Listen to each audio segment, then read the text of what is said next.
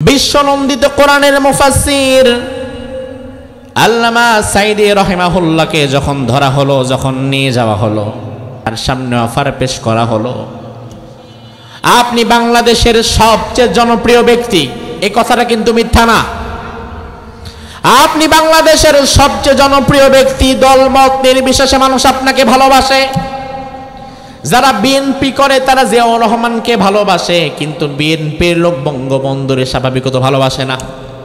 আবার যারা আওয়ামী লীগ করে তারা বঙ্গবন্ধুরে ভালোবাসে, আওয়ামী লীগের লোক আবার জিয়াউর রহমানকে ভালোবাসে না। কিন্তু আল্লামা সাইদি এমন একজন ব্যক্তি, আওয়ামী লীগ বিএনপি জামাত জাতীয় পার্টি না, ৫৬,০০০ বর্গ মাইলের বাংলাদেশের প্রতিটা মানুষ তারে ভালোবাসে। তাকে বলা হলো, আপনি সম্মানিত একজন মানুষ, আপনার জনপ্রিয়তা অনেক বেশি, আপনাকে আমরা অফার দেই ইরজি মিন দীনিক, আপনি আপনার মতবাদ থেকে ফিরে আসেন।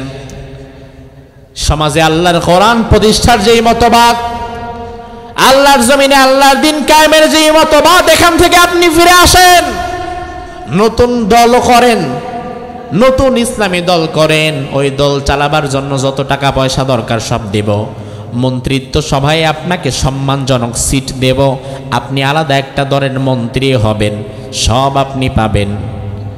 ওই আলেম বলেছিল, বিশ্বনন্দিত মুফাসসির তখন বলেছিল, সমস্ত ক্ষমতা কিংবা বাংলাদেশের প্রধানমন্ত্রীও যদি আমারে বানায় দেন, বিনিময়ে যদি আল্লাহর জমিনে আল্লাহর দ্বীন কায়েমের মতবাদ থেকে ফিরে আসতে বলেন, আমি আসতে পারবো না। এমন অফার সে হাতছাড়া করে দেয়।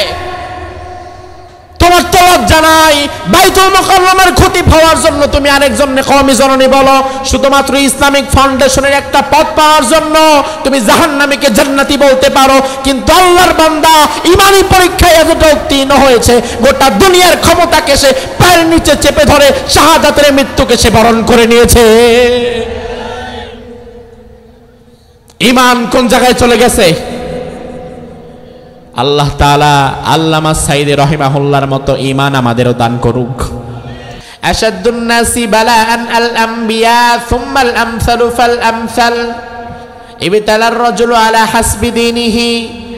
এই দুনিয়াতে সবচাইতে জটিল কঠিন পরীক্ষা এসেছিল নবীদের উপরে, কারণ নবীদের ঈমান ছিল উম্মতের ঈমানের চাইতে বেশি মজবুত। এরপরে এসেছিল সাহাবায়ে কেরামের উপরে, কারণ সাহাবায়ে কেরামের ঈমান ছিল আমাদের ঈমানের তুলনায় মজবুত। রাসূল বললেন, যার ঈমানের জোর যত বেশি, আল্লাহর পরীক্ষাও হবে তার উপরে তত বেশি। সুবহানাল্লাহ। ওয়াস-সামাই যাতিল বুরুজ واليوم الموعود وشاهد ومشهود قتل أصحاب الأخدود النار ذات الوقود إذ هم عليها قود وهم على ما يفعلون بالمؤمنين شهود। সকলে মিলে একটু জোরে বলেন তো আল্লাহু আকবার। আল্লাহ রাব্বুল আলামিন কোরআনুল কারীমের সূরাতুল বুরুজ,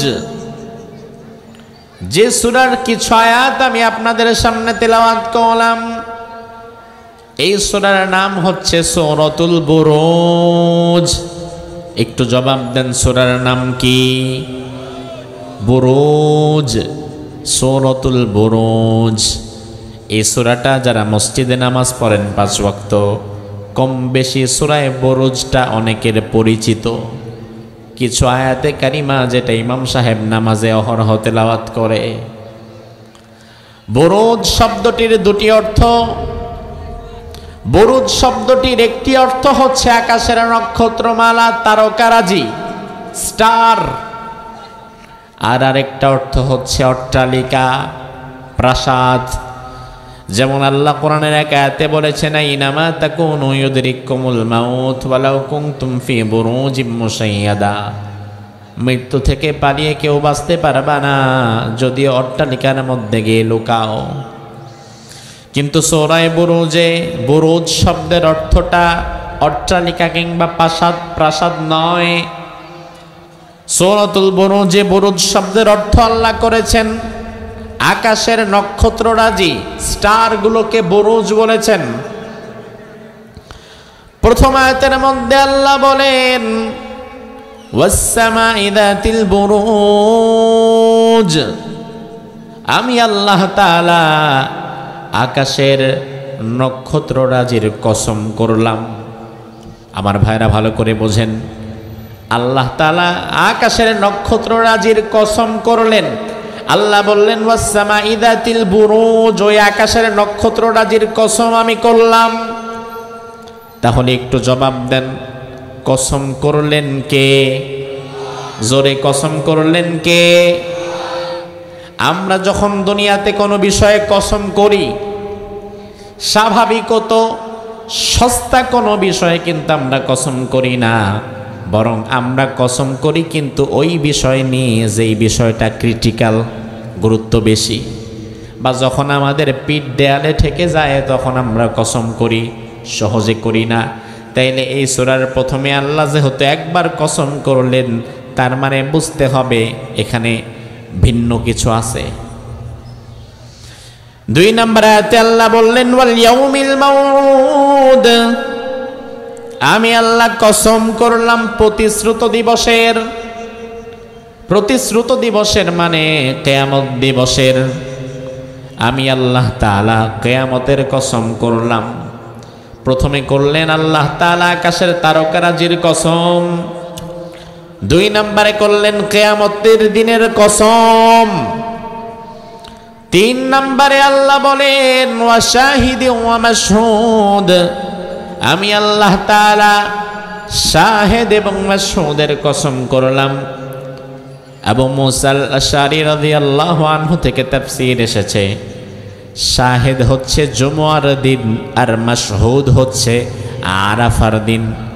জুমআর দিন সপ্তাহের শ্রেষ্ঠতম দিন, আজকের দিনটা যেটা চলে গেল, আর আরাফার দিন পুরা বছরের শ্রেষ্ঠতম দিন। তাহলে আল্লাহ তাআলা ভালো করে লক্ষ্য করেন, প্রথম 3টা আয়াত ওয়াস-সামাই যাতিল বুরুজ ওয়াল ইয়াউমিল মাউউদ ওয়া শাহিদিন ওয়া মাশহুদ, 3টা আয়াত।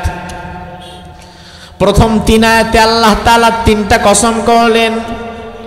নক্ষত্ররাজির কসম করলাম, কিয়ামতের কসম করলাম, আরাফার দিন এবং জুমআর দিনের কসম করলাম। তাহলে একটু জবাব দেন, আল্লাহ তাআলা কসম করলেন মোট কয়বার? কথা কয় না, জোরে কোন কয়বার? আমার ভাইরা, 3 বার কসম করার মানে কি? দুনিয়াতে আমাদের কসম কিন্তু নিছক কসম, আমাদের কসমগুলোর ভিন্ন কোনো মানে নাই। আমি যখন কোনো বিপদে পড়ে গেছি, আমার কথা যখন কেউ বিশ্বাস করছে না, তখন আমি বলি আল্লাহর কসম। কোরআনের উপরে হাত রেখে আমি বলি আল্লাহর কসম, এটা আমি বলি নাই, এটা আমি করি নাই, যেন অন্তত আল্লাহর কসম বলার পরে আমারে আর কেউ অবিশ্বাস না করে। কিন্তু আল্লাহর কসম কিন্তু সাধারণ কসম না, কারণ আল্লাহর কথার বিশ্বাস অবিশ্বাসের কি? আল্লাহ যা বলে তা 100% মেনে নেওয়ার নাম ঈমান, বিন্দুমাত্র সন্দেহ করা কুফরি, ঠিক কি না? তাইলে আল্লাহ তাআলা হঠাৎ করে এই সূরার শুরুতে 3 বার কসম করলেন কেন? আল্লাহর কসম শুধু নিছক কোনো কসম না, বরং আল্লাহর এক একটা কসম হচ্ছে দুনিয়ার মানুষের জন্য এক একটা ধমকের মতো। আল্লাহর কসম শুধু কসম না, আল্লাহ যে বলছে আমি নক্ষত্ররাজির কসম করলাম, আল্লাহ যে বলছে আমি কিয়ামতের কসম করলাম, আল্লাহ যে বলছে আমি জুমআর দিন আরাফার দিনের কসম করলাম, এটাকে শুধু নিছক কসম মনে করবেন না, বরং আল্লাহ তাআলার এক একটা কসম হচ্ছে এক একটা ধমক। নিশ্চয়ই এমন কোন কাজ দুনিয়ার কোন মানুষ করেছে যার জন্য আল্লাহ প্রচন্ড রেগে গিয়েছেন, এজন্য আল্লাহ ধমক দিচ্ছেন। 3 বার আল্লাহ ধমক দিলেন। 3টা কসম মানে 3টা ধমক। তাইলে 3 বার ধমক দেওয়ার পরে 4র্থবার আল্লাহ যা বলবেন তার গুরুত্ব কি কম না বেশি? আপনার বিবেক কি বলে? তাফসীর বোঝার দরকার নাই, আপনার বিবেক কি বলে? মানুষ 3 বার ধমক দেওয়ার পরে 4 নাম্বার বার যেটা বলে, এটার গুরুত্ব কি কম না বেশি? 3টা ধমক আল্লাহ তার মানে এই সূরায় আমাদেরকে দিলেন। প্রথম 3টি আয়াতে আল্লাহ তাআলা 3টা ধমক আমাদের দিলেন। এরপরে 4 নাম্বার বারে আল্লাহ বললেন কুতিলা আসহাবুল উখদুদ আই লুইনা। কুতিলার জায়গায় মুফাসসিরগণ ব্যাখ্যা করেছেন লুইনা। আল্লাহ তাআলা বললেন গর্তওয়ালা যারা, আসহাবুল উখদুদ যারা, যারা গর্তওয়ালা ধ্বংস হয়ে গেছে, ধ্বংস হবে, ধ্বংস হচ্ছে। হঠাৎ করে কোনো কথা নাই, বার্তা নাই, বুঝতে পারলাম না। প্রথমে আমাদেরকে 3 বার আল্লাহ ধমক দিলেন। 3 বার ধমক দেওয়ার পরে 4 নাম্বার আয়াতের মধ্যে আল্লাহ বললেন কুতিলা আসহাবুল উখদুদ, গর্তওয়ালা যারা ছিল তারা ধ্বংস হয়ে গেছে, তারা ধ্বংস হোক, তাদের উপর আমি আল্লাহ লানত। আমার ভাইরা ভালো করে বুঝবেন, আমরা যখন কোনো দোয়া করি কিংবা আমরা যখন কোনো বদদোয়া দেই, আমরা আরশের দিকে হাত তুলি, আমরা আল্লাহর কাছে দোয়া করি কিংবা আল্লাহর কাছে বদদোয়া দেই, আমাদের সকল দোয়াও যেমন কবুল হয় না, আমাদের সকল বদদোয়া কবুল হয় না। আমাদের দোয়া এবং বদদোয়াগুলা কবুল করার মালিক যিনি, তিনি কে? আল্লাহর নামটা নিতে কি কষ্ট হয়? কষ্ট হয় নাকি ভাই? আল্লাহর নামটা নিতে যদি আপনার কষ্ট হয় তাহলে সাবধান। কারণ আমার ভাইরা, আমাদের বাংলাদেশে তো এমন অনেক মানুষ আছে, এই মানুষগুলোকে যদি আপনি 200 টাকা দেন আর 1 কাপ চা দেন, 200 টাকা আর 1 কাপ চায়ের লোভে মিথ্যাবাদী নেতার পেছনে সারা দিন দৌড়ায়া স্লোগান দিতে পারে এমন লোক আছে না নাই? এই মানুষগুলো যখন মসজিদে যায় কিংবা এই মানুষগুলো যখন মাহফিলে আসে, জবান থেকে একবারও আল্লাহর নাম আর উচ্চারণ হয় না। সুবহানাল্লাহ, আলহামদুলিল্লাহ, আল্লাহু আকবার সবাই বলে, কিন্তু এই ব্যক্তি বলে না। সে হয়তো তখন মনে করে এখানে আল্লাহর নাম নিলে আমার লাভটা কি? আমারে চা দিবে কে বা টাকা দিবে কে? ও ভাই আমার, ভালো করে বোঝেন, আপনি যে আজকে কথা বলতে পারছেন, আপনার কণ্ঠের আওয়াজ, আপনার কথা বলার শক্তি আপনার কোনো নেতা দেয় নাই, আপনার কথা বলার শক্তি আপনার কোনো দল আপনারে দেয় নাই। আপনার কথা বলার শক্তি যিনি দিয়েছেন তিনি কে? তাইলে যেই আল্লাহ কথা বলার মতো শক্তি দিলেন, ওই আল্লাহর জন্য কথা বলার দরকার আছে না নাই? বলবেন তো? বলবেন? তাহলে একটু জোরে বলেন আল্লাহু আকবার। আমার ভাইরা, আল্লাহ তাআলা হঠাৎ করে 3 বার কসম করে বললেন দুনিয়াতে কিছু গর্তওয়ালা মানুষ ছিল, তারা ধ্বংস হয়ে যাক, যারা অন্যকে বিপদে ফেলার জন্য গর্ত খনন করত, অন্যের জন্য যারা মৃত্যু ফাঁদ তৈরি করত, দুনিয়াতে ক্ষমতা পেয়ে বিরোধী মতের মানুষকে ঘায়েল করার জন্য নানাবিধ ষড়যন্ত্র করত, দুনিয়াতে ক্ষমতায় যাওয়ার পরে ভিন্ন মতের মানুষগুলোকে চিরতরের জন্য শেষ করে দেওয়ার জন্য যারা সংবিধানের মধ্যে নতুন নতুন আইন ও কানুন ঢুকাইত, এরা ধ্বংস হয়ে যাবে। আল্লাহ রাব্বুল আলামিন হঠাৎ করে যখন এই সূরা নাযিল করলেন, সাহাবায়ে কেরাম রাসূলুল্লাহর কাছে এসে বললেন, ইয়া রাসূলুল্লাহ, আল্লাহ তাআলা 3 বার ধমক দেওয়ার পরে 4 নাম্বার বারে যেই গর্তওয়ালাদের কাহিনী বললেন, যেই গর্তওয়ালাদের ধ্বংসের কথা আল্লাহ বললেন, ওই গর্তওয়ালা আসলে কারা আমরা জানতে চাই। রাসূল সাহাবীদেরকে বললেন, সাহাবীরা নামাজের পরে তোমরা সবাই বসবা, আল্লাহ তাআলা যেই গর্তওয়ালাদেরকে অভিশাপ দিয়েছেন সেই গর্তওয়ালাদের কথা তোমাদেরকে আমি শুনিয়ে দেব। সাহাবায়ে কেরাম নামাজের পরে সবাই বসলেন। এবার আল্লাহর হাবিব আল্লাহ তাআলা যেই গর্তওয়ালাদের ধ্বংসের ব্যাপারে কথা বললেন, ওই গর্তওয়ালাদের ঘটনা সাহাবায়ে কেরামকে এবার রাসূল শোনাবেন। ১৫০০ বছর আগে রাসূল সাহাবায়ে কেরামদেরকে শুনিয়েছেন যেই ঘটনাটা সহিহ মুসলিমে এসেছে। এই প্রেক্ষাপটটা যদি আপনি না জানেন তাইলে আপনি গর্তওয়ালা কারা, কোন শ্রেণীর মানুষ তারা, মূল প্রেক্ষাপট কি, কেন আল্লাহ 3 বার ধমক দিলেন সে বিষয়ে জানতে পারবেন না। তাইলে 1500 বছর আগে সাহাবায়ে কেরামকে রাসূল যেটা শুনিয়েছিলেন, আমি আপনাদেরকে রাসূলুল্লাহর ওই হাদিসটাই এখন শোনাতে চাই। শুনবেন তো ইনশাআল্লাহ? মনোযোগ কি আছে? আল্লাহর হাবিব বললেন, সাহাবীরা আমি গর্তওয়ালাদের কিছু কথা শোনাই। গর্তওয়ালা হচ্ছে প্রাচীন কালে একটি জনপদের একজন বাদশা ছিল, কিন্তু এই বাদশা ছিল মারাত্মক জালিম। দুনিয়ার ক্ষমতা তাকে জালিম বানিয়ে দিয়েছিল। ভালো করে বুঝবেন, ক্ষমতা কিন্তু খারাপ না। ক্ষমতা যদি ভালো মানুষের কাছে যায়, এই ক্ষমতা তাকে আরো নম্র বানায়।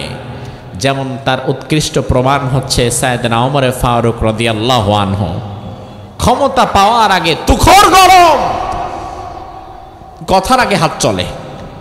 ক্ষমতা পাওয়ার পরে রাতের আধারে ওমর ফারুক চলে যেতেন মানুষের ঘরে ঘরে, নিজের খাবার দাবারের খবর নাই, মানুষের ঘরে ঘরে চলে যেতেন। ক্ষমতা তাকে নরম বানিয়ে দিয়েছে। আবার একই ক্ষমতা ফেরাউনকে গরম বানিয়েছে, ফেরাউনকে উগ্র বানিয়েছে, ফেরাউনকে জালিম বানিয়েছে, ফেরাউনকে সন্ত্রাসী বানিয়েছে।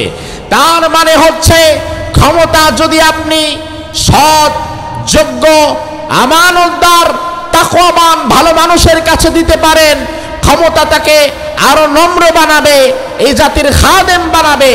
আর যদি ভুলক্রমে আবার ক্ষমতা আপনি অসৎ, জালিম, খারাপ মানুষের হাতে তুলে দেন, ওই খারাপ মানুষ ক্ষমতা পেয়ে আরো বড় জালিম এবং স্বৈরাচার হয়ে আপনার মাথার উপরে বসবে।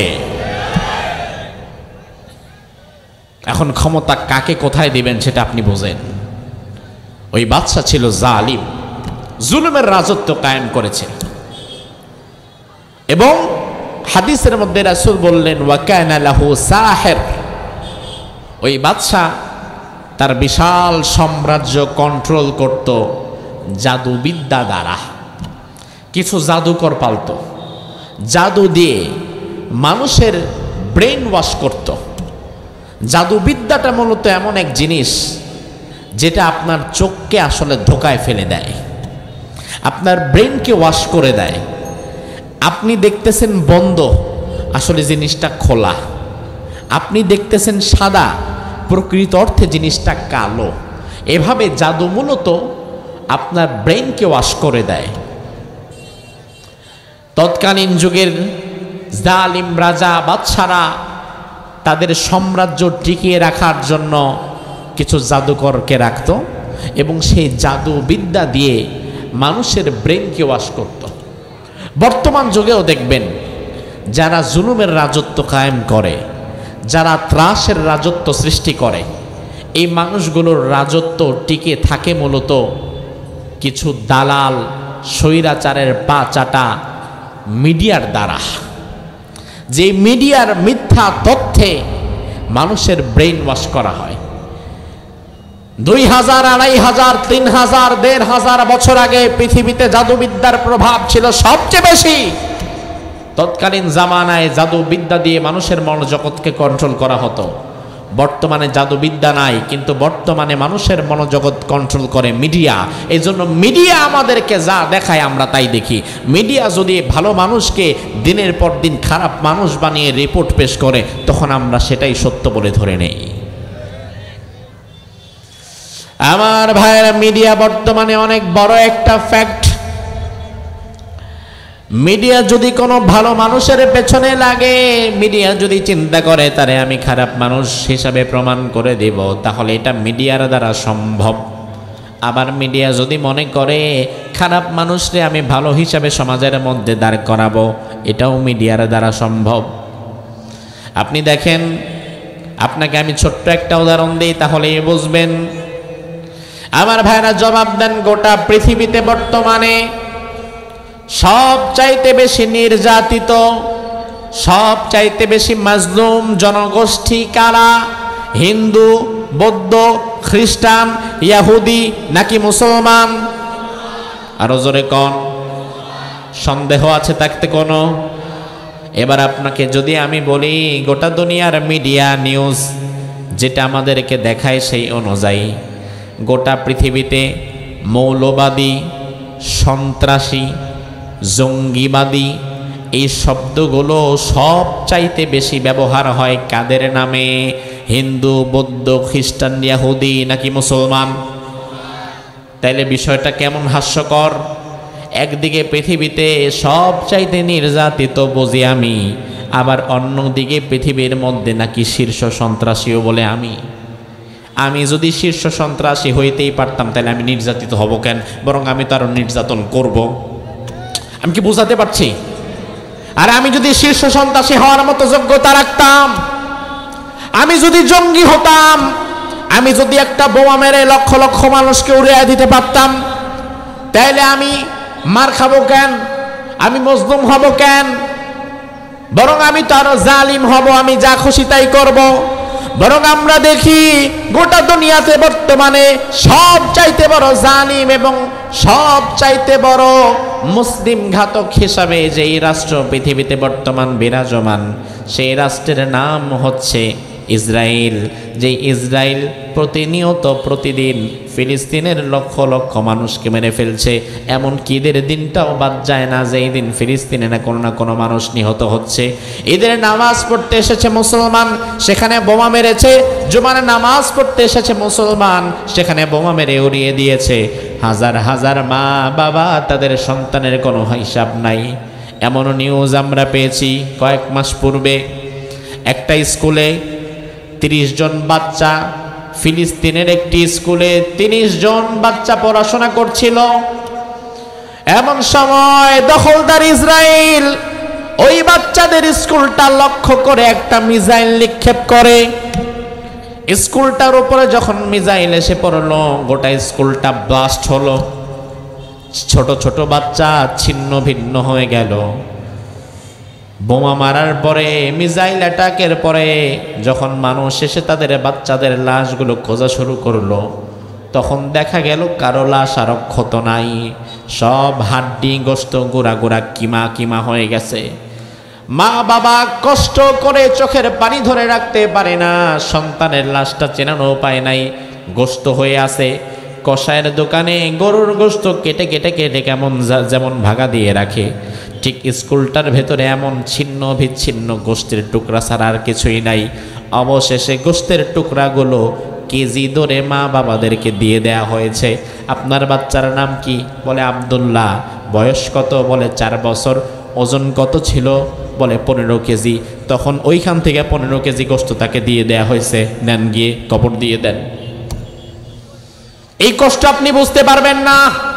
সন্তানের লাশও পায় নাই, বরং সন্তানের উপরে অনুমান করে কেজি দরে গোশত নিয়ে আসতে হয়েছে। এত নেক্কারজনক ঘটনা ঘটানোর পরেও বিবিসি, CNN, রয়টার বা এদেশীয় কোনো মিডিয়া, আপনি কোনোদিন দেখবেন না কোনো মিডিয়া, কোনো সংবাদ মাধ্যম ইসরায়েলকে সন্ত্রাসী বলেছে, এমন তথ্য নাই। ইসরায়েলকে কেউ সন্ত্রাসী বলে না, বরং যেই হামাস, ফিলিস্তিনের মানুষের মুক্তিকামী সংগঠন, যারা ইসরায়েলের বিরুদ্ধে দিনের পর দিন লড়াই করে যাচ্ছে, জিহাদ করে যাচ্ছে, দুনিয়ার দালাল মিডিয়াগুলা সেই হামাসকে জঙ্গি বলে, ইসরায়েলকে বলে না। এটাই হচ্ছে মিডিয়া। মিডিয়া আপনারে সাদাকে কালো, কালোরে সাদা, দিনকে রাত, রাতকে দিন বানায় দেখাবে। এজন্য আমার ভাইরা, মিডিয়া যা দেখায় তাই বিশ্বাস করা যাবে না, সেটা যাচাই বাছাই করে তারপরে নির্ণয় করতে হবে। কারণ আমরা দেখি মিডিয়াগুলো মূলত সত্য সংবাদ প্রচার করে না, বরং তারা সত্যের গায়ে মিথ্যার চাদর লেপটে দেয়। সত্য সংবাদ প্রচার করার সাহস তো তোমাদের নাই। এই দালাল মিডিয়াগুলা ভালো মানুষরে খারাপ মানুষ বানায়, আবার খারাপ মানুষরে ভালো মানুষ বানায়। 10টা মার্ডার করেছে, এলাকার মানুষ যার নাম শুনলে ভয় পায়। জমি দখল, জমি আত্মসাৎ সহকারে চাঁদাবাজ, টেন্ডারবাজ, এমন কোন অভিযোগ তার নামে নাই। ওই মানুষটা যখন নেতৃস্থানীয় পর্যায়ে চলে যায়, ওই মানুষটার বিরুদ্ধে মিডিয়ার কোনো নিউজ প্রচার করতে পারে না। বরং ওই মানুষটাকে তখন জনদরদি বানায় সারা বিশ্বের সামনে প্রচার করে। কিন্তু আল্লাহর যেই বান্দা 50 বছর কোরআনের তাফসীর করেছে, সারা দুনিয়াতে যার হাতে হাত রেখে হাজার হাজার মুসলিম ইসলাম গ্রহণ করেছে, এই দালাল মিডিয়াগুলা বিগত 15 বছর ওই বিশ্ববন্দিত মুফাসসিরকে জেলখানার আসামি আর ধর্ষণকারী বানিয়েছিল। এটাই মিডিয়ার খেলা। দিনকে রাত আর রাতকে দিন বানায়, সাদারে কালো আর কালোরে সাদা বানায়, খোলারে বন্ধ আর বন্দরে খোলা হিসাবে আপনার সামনে উপস্থাপন করে। রাসূলুল্লাহ বললেন, প্রাচীনকালের ওই জালিম বাদশাহ তার এমন, সে তার রাজত্ব কন্ট্রোল করার জন্য জাদুবিদদের রাখত, জাদুকরদের দ্বারা মানুষের মন মেজাজকে সে কন্ট্রোল করত, মানুষের মনোজগৎ পরিবর্তন করত। ওই রাজ্যের সবচেয়ে বড় জাদুকর যিনি ছিলেন, রাসূলুল্লাহ বললেন, ফালাম্মা কাবিরা, ওই জাদুকর যখন বুড়া হয়ে গেলেন, আমার ভাইয়ের আপনি জাদু করেন আর যাই করেন না করেন, দিন শেষে মৃত্যুর সময় যখন ঘনিয়ে আসে, তখন দুনিয়ার কোনো জাদু কি আর আপনারে ডাকতে পারবে নাকি? কথা কয় না। জাদু দিয়ে কি মানুষ বাঁচতে পারে, হায়াত বাড়াতে পারে? না। সবচেয়ে বড় জাদুকর দেখলো আমার সময় শেষ, আমি আর বাঁচতে পারবো না। বাদশার দরবারে গিয়ে বলল, বাদশা নামদার, সারা জীবন আপনার নুন খেয়েছি, সারা জীবন আপনার জন্য কাজ আমি করেছি, তবে আমার কোনো সন্তানাদি নাই। থাকলে আমার সন্তানকে আমি পরবর্তীতে আপনার দরবারে জাদুবিদ হিসাবে দিয়ে যেতে পারতাম, কিন্তু আমার মনে হচ্ছে আমি আর দুনিয়াতে বাঁচতে পারবো না। আপনি আমার কাছে একজন যুবককে পাঠান, ফাবাস ইলাইয়া গুলামান, একজন তরুণ যুবককে আপনি আমার কাছে পাঠান।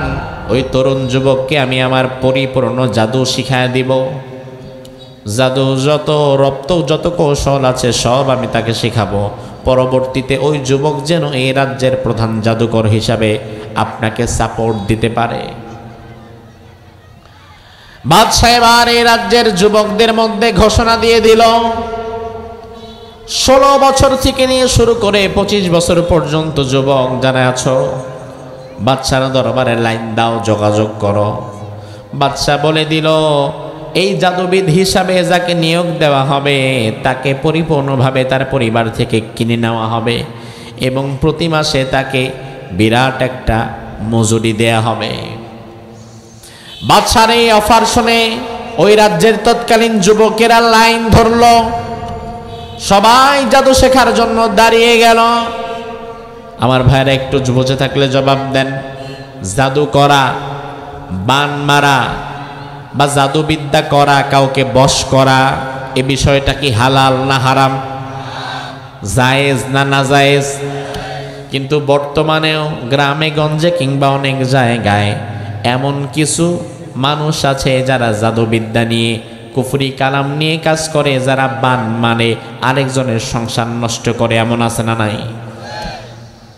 বিশেষ করে গ্রামে গঞ্জে এগুলার প্রচলন অনেক বেশি। জাদুর প্রচলন, বান মারে, মানুষের ক্ষতি করে, ব্যবসার ক্ষতি করে, সংসারের ক্ষতি করে, স্বামী স্ত্রী সম্পর্কের ক্ষতি করে। এ ধরনের কিছু মানুষ রয়েছে। রাসূল সাল্লাল্লাহু আলাইহি ওয়াসাল্লামকে লাবিদ বিন আসাম এভাবে জাদু করেছিলেন।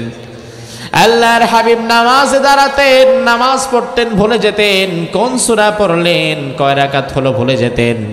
রাসূল বুঝতে পারলেন না, আমার জন্য কেউ বান মারছে, কেউ আমার ক্ষতি করার জন্য চেষ্টা করছে।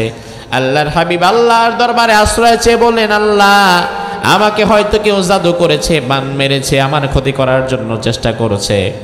আল্লাহ রাব্বুল আলামিন তখন সূরা ফালাক এবং সূরা নাস নাজিল করলেন। সূরা ফালাক এবং সূরা নাস মিলিয়ে 11টা আয়াত হয়, দুটি সূরা মিলিয়ে।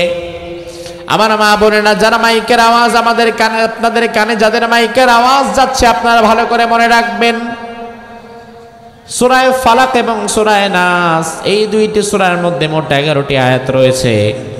আল্লাহ রাব্বুল আলামিন এই 11টি আয়াত দিয়ে রাসূলুল্লাহকে বললেন, ইয়া নবী, এই 11টা আয়াত আপনি এবার পরে আপনার শরীরে ফু দেন। সকাল সন্ধ্যা আপনি পড়েন। ও নবী, এই 11টা আয়াত যদি আপনি সন্ধ্যা বেলায় পড়েন, সকাল পর্যন্ত রহমতের ফেরেশতারা আপনারে গাইড দিয়ে রাখবে। দুনিয়ার কোনো জাদু টোনা, কোনো বান আপনার কোনো ক্ষতি করতে পারবে না। সুবহানাল্লাহ বলেন। এজন্য আপনি যদি দেখেন আপনার হঠাৎ করে ব্যবসায় মন্দা, হঠাৎ করে দেখলেন 6 মাস খুব ভালো ব্যবসা হয়েছে, মধ্যখানে গত মাস থেকে ব্যবসা খারাপ হতে হতে হতে হতে এমন পর্যায়ে চলে আসছে যেটা কল্পনারও বাহিরে, তখন বুঝে নিবেন কোনো মানুষ হয়তো আড়াল থেকে আপনার ক্ষতি করতে চাচ্ছে। কারণ সমাজে ক্ষতি করার লোকের অভাব নাই, ঠিক কিনা? কে যে কোন দিক দিয়ে ক্ষতি করবে টেরও পাবেন না।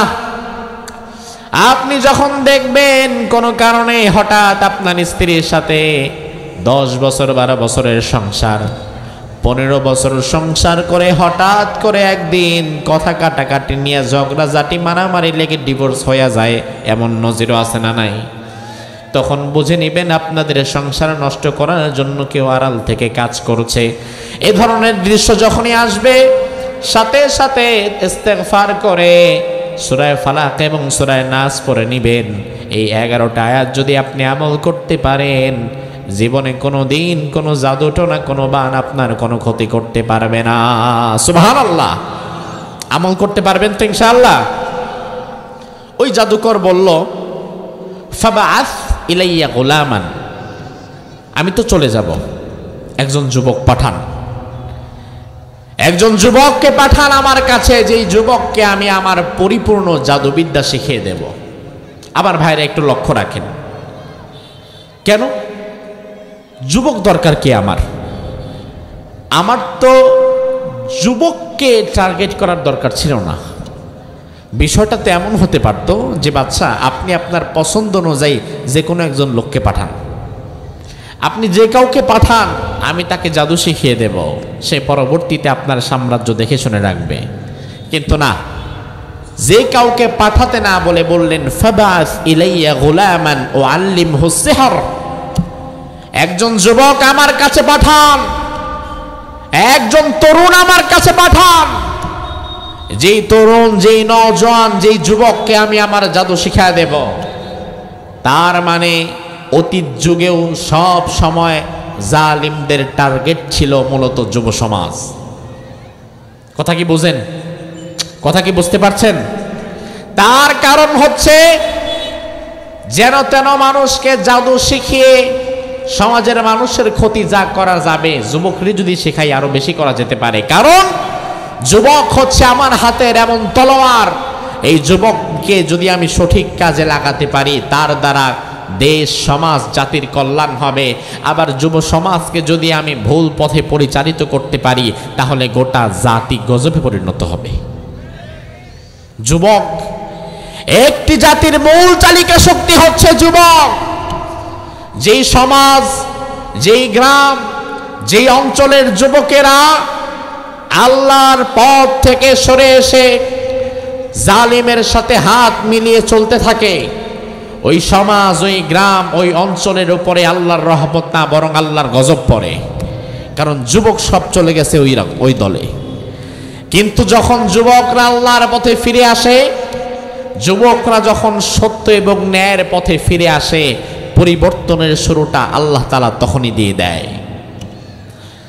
16 বছর স্বৈরাচার কোনোভাবেই থামানো যায় না, নামানো যায় না, বরং যতদিন যায় জুলুমের মসনদ যেন তত শক্তিশালী হয়। সবাই বলে, আল্লাহ রব্বানা আখরিজনা মিন হাযিহিল ক্বরিয়াতি যালিমি আহলুহা, এই জুলুমের জনপদ থেকে তুমি আমাদেরকে হেফাজত করো, মুক্তি দাও। দোয়া কবুল হচ্ছে না, কাজ হচ্ছে না। কিন্তু হঠাৎ করে বাংলাদেশের সর্বস্তরের যুব সমাজ যখন একত্রিত হয়েছে, 16 বছরের স্বৈরাচারকে আল্লাহ দূর করে দিয়েছে। তার মানে যুবকদের একত্রিত হওয়ার দরকার আছে না নাই? এখন যুবক যদি একত্রিত হতে পারে, তাইলে যাদের লাভ নাই, যাদের লস, এমনও কিছু মানুষ আছে না নাই? কারণ কিছু মানুষ তো চিন্তা করে, যুব সমাজ যদি দ্বীনের পথে ফিরে আসে, ইসলামের পথে ফিরে আসে, কোরআনের পথে ফিরে আসে, তাহলে 200 টাকা দিয়ে মিছিল করার জন্য সস্তায় যুবক পাবো কই? ভাড়াটে যুবক পাবো কোথায়? মানুষের দোকানপাট ভাঙচুর করার জন্য, চাঁদাবাজি করার জন্য, টেন্ডারবাজি করার জন্য সস্তা যুবক কোথায় পাবো? যুবক, তোমার যৌবন শ্রেষ্ঠ ইবাদত, তোমার যৌবনের দাম আল্লাহর কাছে অনেক বেশি। এত সস্তা হয়ে যেও না, যার তার ডাকে তুমি যেও না। 100 টাকা 200 টাকার কাছে তুমি তোমার যৌবনের শক্তিকে বিক্রি করে দিও না। তুমি তোমার যৌবনের শক্তিকে ইসলামের পথে কাজে লাগাও। হতে পারে আল্লাহ তাআলা আগামী দিনে তোমাকে সাইয়েদনা ওমরের মতো কবুল করে নিবে, ঠিক কি না? আর তুমি যদি তোমার যৌবনটা হেলায় খেলায় কাটিয়ে দাও, তাহলে এই যৌবন হবে, এই যৌবনের শক্তি হবে তোমার জাহান্নামে যাওয়ার কারণ।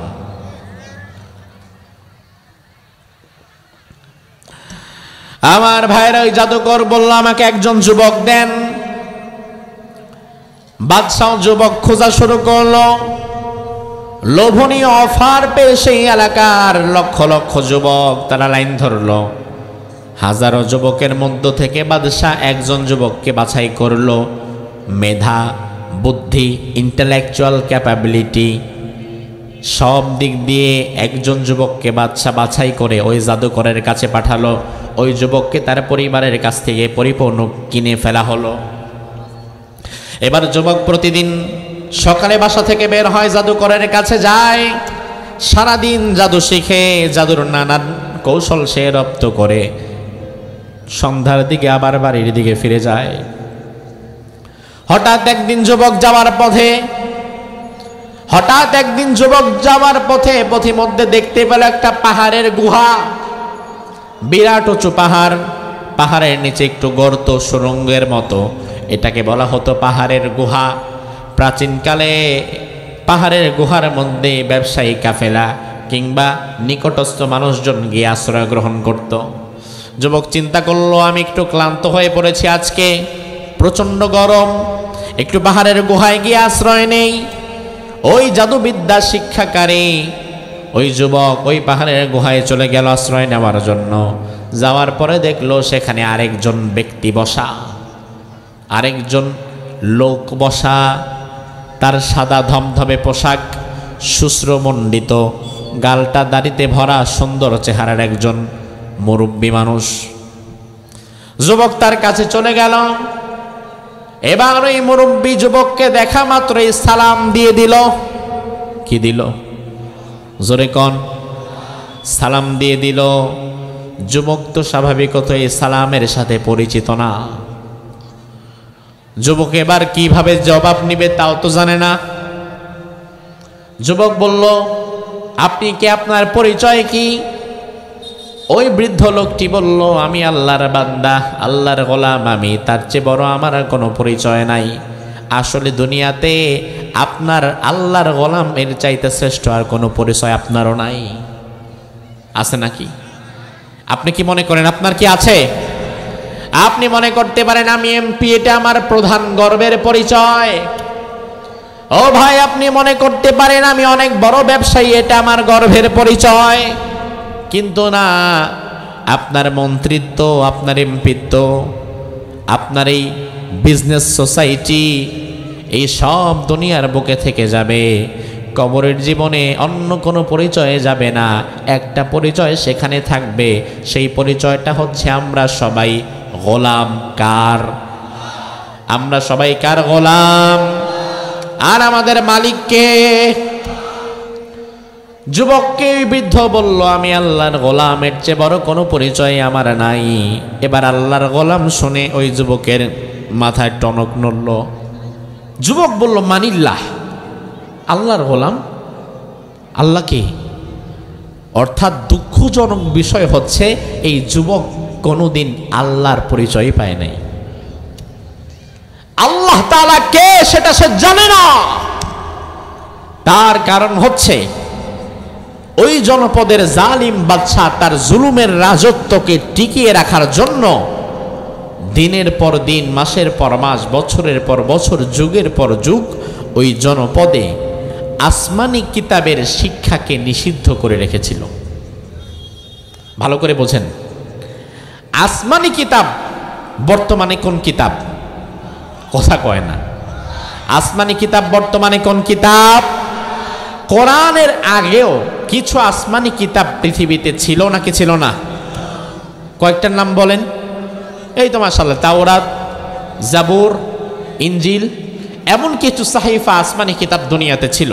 সর্বশেষ পূর্ণাঙ্গ আসমানি কিতাব হচ্ছে আল কোরআন। প্রাচীন জনপদে যখন কোনো আসমানি কিতাব ছিল, ওই জনপদের জালিম বাদশা আসমানি কিতাবের জ্ঞান প্রদান করা এটাকে পরিপূর্ণভাবে নিষিদ্ধ করে বন্ধ করে রেখেছিল, যার ফলে তার জুলুমের রাজত্বে বাধা দেওয়ার মতো, প্রশ্ন তোলার মতো ঈমান দীপ্ত একজন সাহসী যুবকের জন্ম হয় নাই। আপনি দেখেন, আল্লাহর পরিচয় যুবকটা জানে না, অবাক করা বিষয়। একটা হচ্ছে আল্লাহর পরিচয় জানে কিন্তু মানে না, আরেকটা হচ্ছে জানেই না। আল্লাহকে জিজ্ঞেস করে, মানিল্লা আল্লাহকে।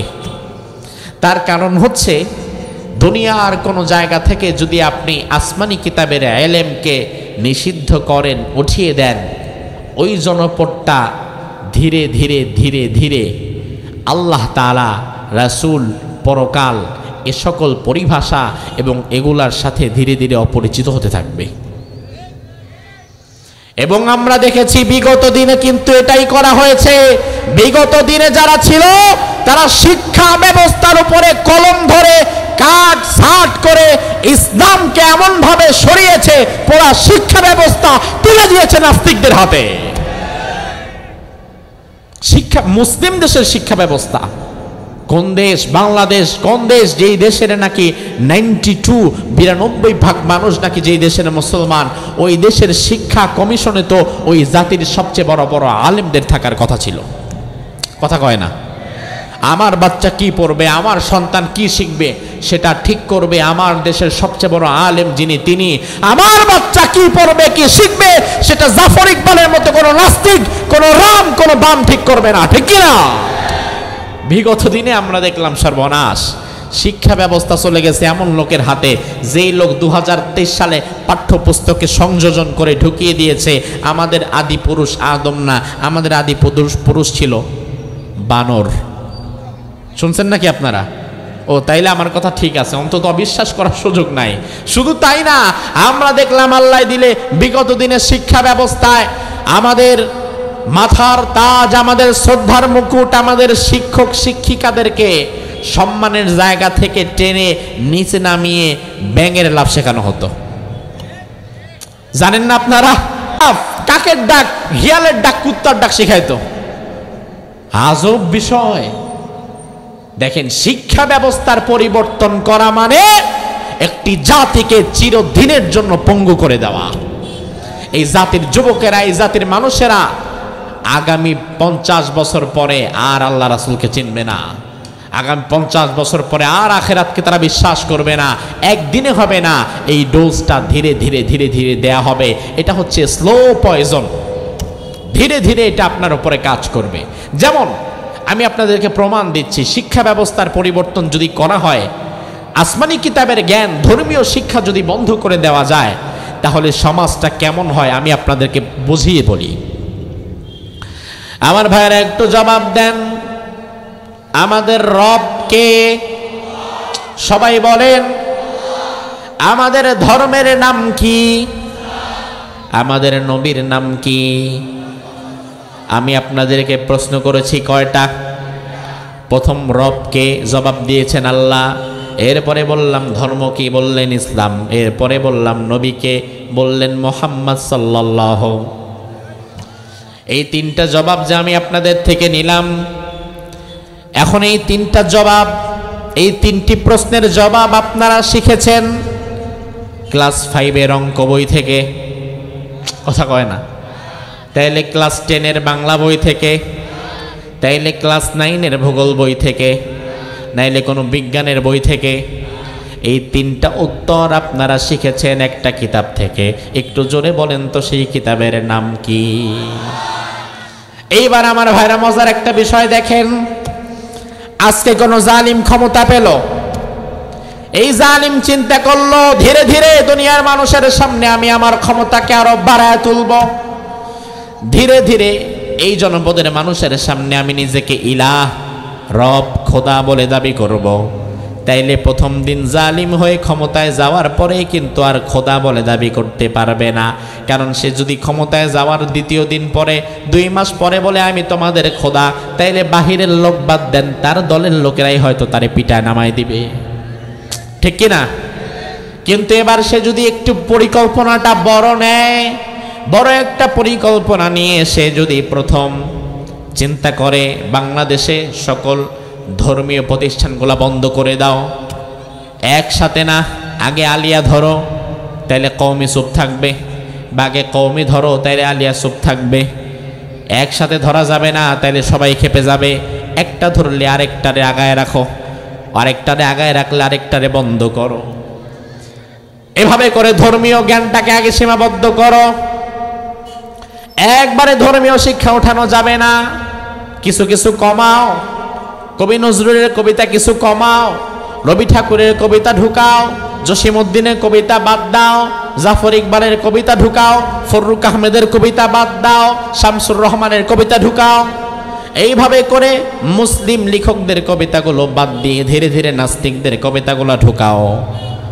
এইভাবে করে 10-15 বছরের মধ্যে যদি পুরা সমাজ থেকে পরিপূর্ণ আসমানি কিতাবের জ্ঞান, কোরআনের জ্ঞান, হাদিসের জ্ঞান পরিপূর্ণভাবে যদি ধরেন বন্ধ করে দেওয়া যায়, এবার 15 বছর পরে বাংলাদেশে আর কোনো কোরআনের জ্ঞান নাই, হাদিসের জ্ঞান নাই।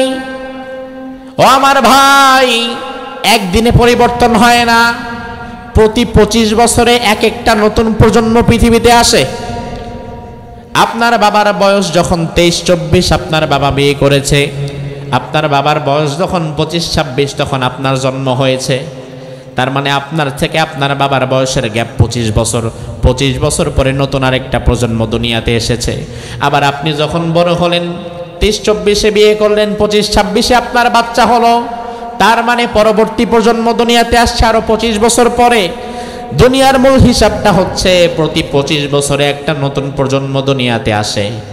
তাহলে 25 বছর পরে আমার ভাইরা বুঝবেন, আস্তে আস্তে যদি পুরা বাংলাদেশের ধর্মীয় জ্ঞান, কোরআনের জ্ঞান, হাদিসের জ্ঞান সব বন্ধ করে দেওয়া যায়, সকল মাদ্রাসাগুলো বন্ধ করে দেওয়া যায়, সকল মাহফিলগুলো বন্ধ করে দেওয়া যায়, পরিপূর্ণভাবে কোরআনের দায়ীদেরকে যদি থামিয়ে দেওয়া যায়, তাহলে আগামী 25 বছর পরে দুনিয়াতে আমাদের নাতি পুতি ছেলে মেয়েরা যারা দুনিয়াতে আসবে, তারা যখন বড় হতে থাকবে, তাদেরকে যখন জিজ্ঞেস করবেন আল্লাহকে, তারাও তখন বলবে মানিল্লাহ, আল্লাহরে তো চিনি না। কারণ আল্লাহরে চিনবে কিভাবে? চিনার জন্য যেই কোরআন, চিনার জন্য যেই শিক্ষা, ওটাই তো আর দেশে নাই, ঠিক কিনা? তারাও আল্লাহরে চিনবে না, তারাও রাসূলকে চিনবে না, তারাও পরকালকে চিনবে না।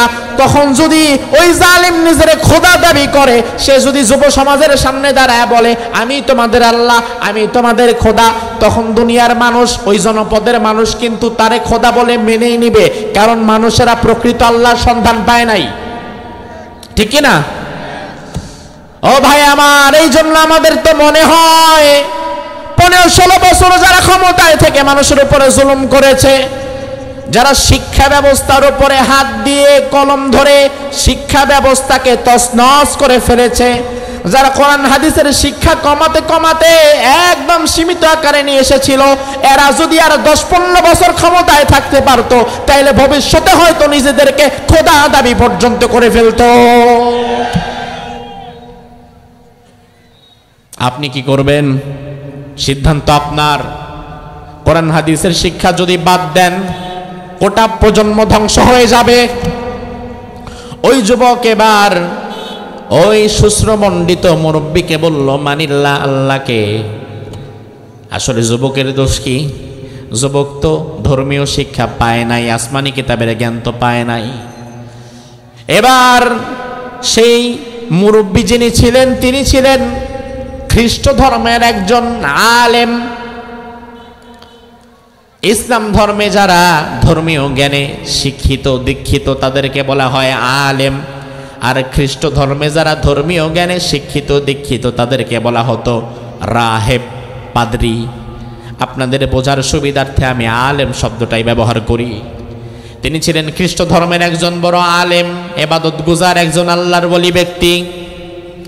তিনি এবার যুবককে বললেন, বাবা যুবক, আল্লাহর পরিচয়টা তোমাকে আজকে আমি দিয়ে দেই। আল্লাহ রব্বি ওয়া রব্বুকুম, আমার রব আর তোমার রব তিনি আর কেউ না, তিনি হচ্ছেন কে? আরো জোরে কন। যুবক বলে, আল্লাহ। তাইলে আমারে বানিয়েছে কে? জবাব দেয় আল্লাহ। আমারে খাওয়ায় কে? আলেম জবাব দেয় আল্লাহ। আমাকে লালন পালন করে কে? আলেম জবাব দেয় আল্লাহ। যুবক বলে, আমি তো এতদিন জানতাম আমাদের রব, আমাদের খোদা, আমাদের এলাকার যিনি বাদশাহ তিনি। ওই আলেম বলল, না বাবা এটা ভুল, তুমি আল্লাহর উপরে ভরসা করবা সব সময়। দাওয়াতের একটা সিস্টেম আছে, যে লোকটা চেইন স্মোকার, প্রত্যেক দিন যার 15টা বিড়ি লাগে, এমন বিড়ি খোর আছে না নাই? প্রত্যেক দিন 15টা 20টা বিড়ি না খাইলে তার বাথরুমও হয় না, ঘুমও হয় না। এমন একজন মানুষকে যখন আপনি কোনো আলেমের কাছে নিয়ে আসবেন, ওই আলেম যদি বলে 1 মিনিটের মধ্যে তুই বিড়ি খাওয়া ছেড়ে দিবি আর একটা বিড়িও খাবি না, তাহলে তো হার্ট স্ট্রোক করে মরব। এই জন্য দাওয়াতের পদ্ধতি হচ্ছে, বাবাজান কয়টা খান? 20টা, সমস্যা নাই, কিছু কিছু কমান, আস্তে আস্তে কমান। 1 সপ্তাহের সবক দিয়ে দিলাম, এই 1 সপ্তাহ প্রতিদিন আপনি বিড়ি খাবেন 15টা, 5টা বাদ দিবেন। তার মানে কি 15টা খাওয়া হালাল? হালাল না, এটাও হারাম, কিন্তু তার অভ্যাসটা মুক্ত করার জন্য এতটুকু তাকে দেয়া হচ্ছে। একদিনে যদি ওই আলেম যুবককে বলতো, ঈমান আনো, আল্লাহর প্রতি বিশ্বাস করো, আল্লাহর পথে চলো, তাইলে যুবক কইতো, বাবা রে বাবা, কালকে থেকে আর এই পথে আসুমি না, কি বিপদে বললাম। ওই আলেম তাকে শুধু বললেন, আমার রব তোমার রব আল্লাহ, আল্লাহর প্রতি ভরসা করে চললে সব বড় বড় বিপদ আপদ থেকে যিনি বাঁচিয়ে দিতে পারেন তিনি কে? যুবকের মাথায় কিন্তু এই মেসেজটা একবার ঘুরতেছে। এই যুবক এবার জাদুকরের কাছে যায়, জাদু শিখে। আবার যখন জাদুকরের কাছ থেকে বাড়ির দিকে ফিরতে যায়, বাড়িতে যাওয়ার আগে ওই আলেমের মজলিসে 10টা মিনিট বসে যায়, তার সাথে একটু কথা বলে যায়, আল্লাহ সম্পর্কে আরও কিছু প্রশ্ন সে করে, সে তার নিজের রবকে খুঁজে পেতে চায়। এভাবে দিন চলছে। একই সাথে সে জাদুকরের কাছে গিয়ে জাদু শিখতেছে, আবার ঘরে ফেরার সময় ওই আলেমের কাছে গিয়ে জ্ঞানও চর্চা করছে, দিনের জ্ঞান, আল্লাহর জ্ঞান, আল্লাহর পরিচয়, পরকালের চিন্তা, এই কথাগুলো সে তার ভেতরে ধারণ করছে। এবার হঠাৎ একদিন এমন একটা দিন আসলো, যুবক খুব কনফিউশনে পড়ে গেছে, দোদুল্যমান চিত্তে যুবক দাঁড়িয়ে আছে। যুবক চিন্তা করে, কি রে, আমি তো জাদু শিখি, যখন জাদু শিখি, ভেলকিবাজি করি, জাদু দেখাই, তখন আমার মনে হয় না দুনিয়াতে জাদুই একমাত্র সত্য, এর উপরে আর কিচ্ছু নাই। কিন্তু আবার যখন ওই আলেমের কাছে যাই, তার জবান থেকে যখন আবার কিছু দিনের কথা শুনি, আল্লাহর কথা শুনি, তখন আবার অন্তরটা আমাকে বলে, না রে, তুই আগে যা করেছিস ওটা ভুল, এই আলেম তোকে যা বলছে এটা সত্য। কিন্তু যুবক চিন্তা করছে, না, আমি তো কোনো একদিকে পরিপূর্ণ মনস্থির করতে পারছি না। কখনো আমার মনে হয় জাদু সত্য, কখনো আমার মনে হয় আল্লাহ সত্য। আপনারা জবাব দেন, সত্যটা কে? কিন্তু যুবক পরিপূর্ণ কনফিউশনে পড়ে গেছে, কি করবে চিন্তা ভাবনা করে বুঝে উঠতে পারছে না।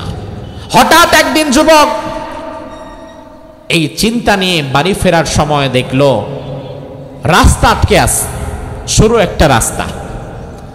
এই রাস্তা আটকে আছে জঙ্গলের বিরাট এক হিংস্র প্রাণী, ভয়ঙ্কর এক হিংস্র প্রাণী। মানুষ চলাচলের যে পথ, এই পথ আটকে দাঁড়িয়ে আছে। হাদিসের মধ্যে এসেছে, ফাইদা হিয়া দাব্বাতুন আযীমাহ, বিরাট হিংস্র একটা প্রাণী রাস্তা আটকে দাঁড়িয়ে আছে। সব মানুষ দূর থেকে বর্ষা, বল্লম, লাঠি, খুন্তা নিয়ে তাকে সরাবার জন্য চেষ্টা করতেছে, কিন্তু কোনোভাবেই সরাতে পারে না, কাছেও যেতে পারে না। এবার যুবক চিন্তা করলো, আমার একটা উপায় আসছে। যুবক হাতের মধ্যে একটা পাথর নিল, ফাখাযা হাজার, হাতের মধ্যে একটা পাথর নিয়ে বলল, আল ইয়াউম, আজকে আমি জানতে চাই আমার জাদুকর, তার জাদুবিদ্যা সত্য নাকি আমার ওই আলেম যার কাছে আমি প্রতিদিন যাই তার কথাগুলো সত্য? সে একটা পাথর নিয়ে বলল, আল্লাহ, আয় আল্লাহ, যদি জাদুকরের জাদুবিদ্যা সত্য হয় তাহলে আমি জাদুর কিছু মন্ত্র পড়ে এই পাথরের মধ্যে ফু দিলাম, এই পাথরটা আমি মারলাম। যুবকটা প্রথম পাথর নিয়ে জাদুকরের শেখানো কিছু বুলিয়া ওড়ালো, জাদুকরের শেখানো কিছু কথা বলে পাথরের উপরে ফু দিয়ে পাথরটা মারলো। কিন্তু মারার পরে দেখে পাথরের জায়গায় পড়ে আছে, এই প্রাণী সরে না। তার কারণ আমার ভাইয়েরা, জাদুটা মূলত ভেলকিবাজি, জাদু দিয়ে আসলে কিছু করা যায় না। জাদু মূলত মানুষের ব্রেন ওয়াশ এবং চোখের ধোঁকা, এর চেয়ে বড় কিছু না। জাদু দিয়া যদি বড় কিছু করেই ফেলা যাইতো তাইলে দুনিয়াতে বড় বড় জাদুকর যারা, তারা সবচেয়ে বেশি টাকার মালিক হইতো, ঠিক না? এটা আসলে জাস্ট ভেলকিবাজি, চোখের ধোঁকা ছাড়া কিচ্ছু না। যুবক তো প্রথম জাদু মন্ত্র পড়ে মারছে, কিন্তু কাজ তো হয় না। এবার তার কাছে আরেকটা অপশন আছে, সেটা হচ্ছে ওই আলেমের কথা। এবার সে আরেকটা পাথর নিয়েছে হাতের মধ্যে, এইভাবে পাথরটা নিয়ে এবার বলে, আল্লাহুম্মা ইন কানা আমরুর রাহিমি মিন আমরি সাহির আহাব্বা ইলাইকা ফাকতুল হাদিহি দাব্বা। আয় আল্লাহ, আমি জানি না আমার রবকে, আমি জানি না আসলে আল্লাহ বলতে কেউ আছে নাকি, আমি আল্লাহর শিক্ষা কোনোদিন পাই নাই। তবে আজকে আমি আমার মালিক আল্লাহর প্রতি ভরসা করলাম। ওই জাদুকরের চাইতে আলেমের কথাগুলো যদি তোমার কাছে বেশি প্রিয় মনে হয় তাহলে মেহেরবানি করে আমার এই পাথর মারার সাথে সাথে আল্লাহর কুদরতে যেন এই প্রাণীটি এখান থেকে সরে যায়, প্রাণীটির যেন মৃত্যু হয়ে যায়। এই কথাটা বলে যুবকটা পাথরটা নিক্ষেপ করলো এই প্রাণীর দিকে। পাথরটা যেই মুহূর্তে সেই প্রাণীর গায়ে গিয়ে লাগলো, সাথে সাথে আল্লাহর কুদরতে ওই প্রাণীটা জায়গায় মৃত্যুবরণ করলো। সুবহানাল্লাহ বাসায় যেয়ে বলেন, আরো জোরে বলেন সুবহানাল্লাহ। আমার ভাইরা এবার লক্ষ্য করেন, এখানে কিন্তু আজকে দুইটা পরীক্ষা হয়ে গেছে। জাদুকরের জাদুর পরীক্ষাও হয়েছে, আবার ওই আলেমের কথার পরীক্ষাও। এবার যুবকের ঈমান, যুবকের তাওয়াক্কুল, আল্লাহর প্রতি যুবকের ভরসা কমেছে না বেড়েছে? আর জাদুর প্রতি ভরসা কি কমছে না বাড়ছে? আরো কমে গেছে। এবার ওই দিন যুবক তার জাদুকরের কাছে যায় না, আর জাদুকরের কাছে না গিয়ে দৌড়ে ওই আলেমের কাছে চলে গেল, গিয়ে বলল, আপনি আমারে কেমন আল্লাহর সন্ধান দিয়েছেন? আমার জাদুবিদ্যা যেখানে ফেল করে আপনার আল্লাহর কুদরত তো সেখান থেকে শুরু হয়ে যায়। আমি আপনাকে আজকে কথা দিলাম, জীবনে আর কোনোদিন আল্লাহ ছাড়া কাউকে মানব না, আল্লাহ ছাড়া কারো ইবাদত করব না, আল্লাহ ছাড়া কাউকে রব হিসাবে মানব না। আমার রব তো একমাত্র তিনি হবেন, যিনার নাম কি? এবার জাদুকর, তার কাছে তার যুবক যায় না। ওই আলেমের কাছে যাওয়ার পরে যখন এই কথাগুলো বলল, আলেম যুবকরে বলল, বাবা, আল ইয়াউমা আনতা আফযালু মিন্নি, আজকের দিনে আমার মনে হয় আমি আলেমের চাইতে তুমি যুবকের দাম আল্লাহর কাছে বেশি বেড়ে গেছে। আমার প্রিয় দিনাজপুরের যুবক ভাইরা, আপনাদেরকে বলি, ও আমার কলিজার টুকরা যুবক, আমি তোমারে বলি ভাই, আমি একজন আলেম, তুমি আলেম নয়। তুমি হয়তো তোমার যৌবনটা বিগত দিনে কোনো জালিম অপশক্তির পেছনে ব্যয় করেছো। আমার এই কথা শোনার পরে তুমি যদি মনে করো আমি আল্লাহর পথে ফিরে আসব, তুমি ফিরে আসো ভাই। আল্লাহর পথে যখন তুমি ফিরে আসবা, বিশ্বাস করো আমার চাইতে আল্লাহর দরবারে তোমার মর্যাদা বেড়ে যাবে। আল্লাহর পথে ফিরে আসো তুমি। ওই আলেম বলল, বাবা যুবক, আজকে আমার চাইতে তোমার মর্যাদা আল্লাহর দরবারে বেড়ে গেছে, তবে সমস্যা হচ্ছে ইন্নাকা সাতুবতালা। সমস্যাটা হচ্ছে এখন থেকে ঈমান যদি তুমি এনে থাকো, আর ঈমান যদি তোমার মজবুত হয়ে থাকে, এখন থেকে প্রতিটি পরতে পরতে তোমার উপরে আসবে কঠিন পরীক্ষা। এতদিন আসে নাই, কিন্তু এখন যেহেতু ঈমান এনেছো এখন আসবে। তার কারণ রাসূল বলেছেন, আশাদ্দুন নাসি বালাআন আল আমবিয়া সুম্মা আল আমসালু ফাল আমসাল ইবতালার রাজুলু আলা হাসবি দীনিহি। এই দুনিয়াতে সবচাইতে জটিল কঠিন পরীক্ষা এসেছিল নবীদের উপরে, কারণ নবীদের ঈমান ছিল উম্মতের ঈমানের চাইতে বেশি মজবুত। এরপরে এসেছিল সাহাবায়ে কেরামের উপরে, কারণ সাহাবায়ে কেরামের ঈমান ছিল আমাদের ঈমানের তুলনায় মজবুত। রাসূল বললেন, যার ঈমানের জোর যত বেশি, আল্লাহর পরীক্ষাও হবে তার উপরে তত বেশি। সুবহানাল্লাহ।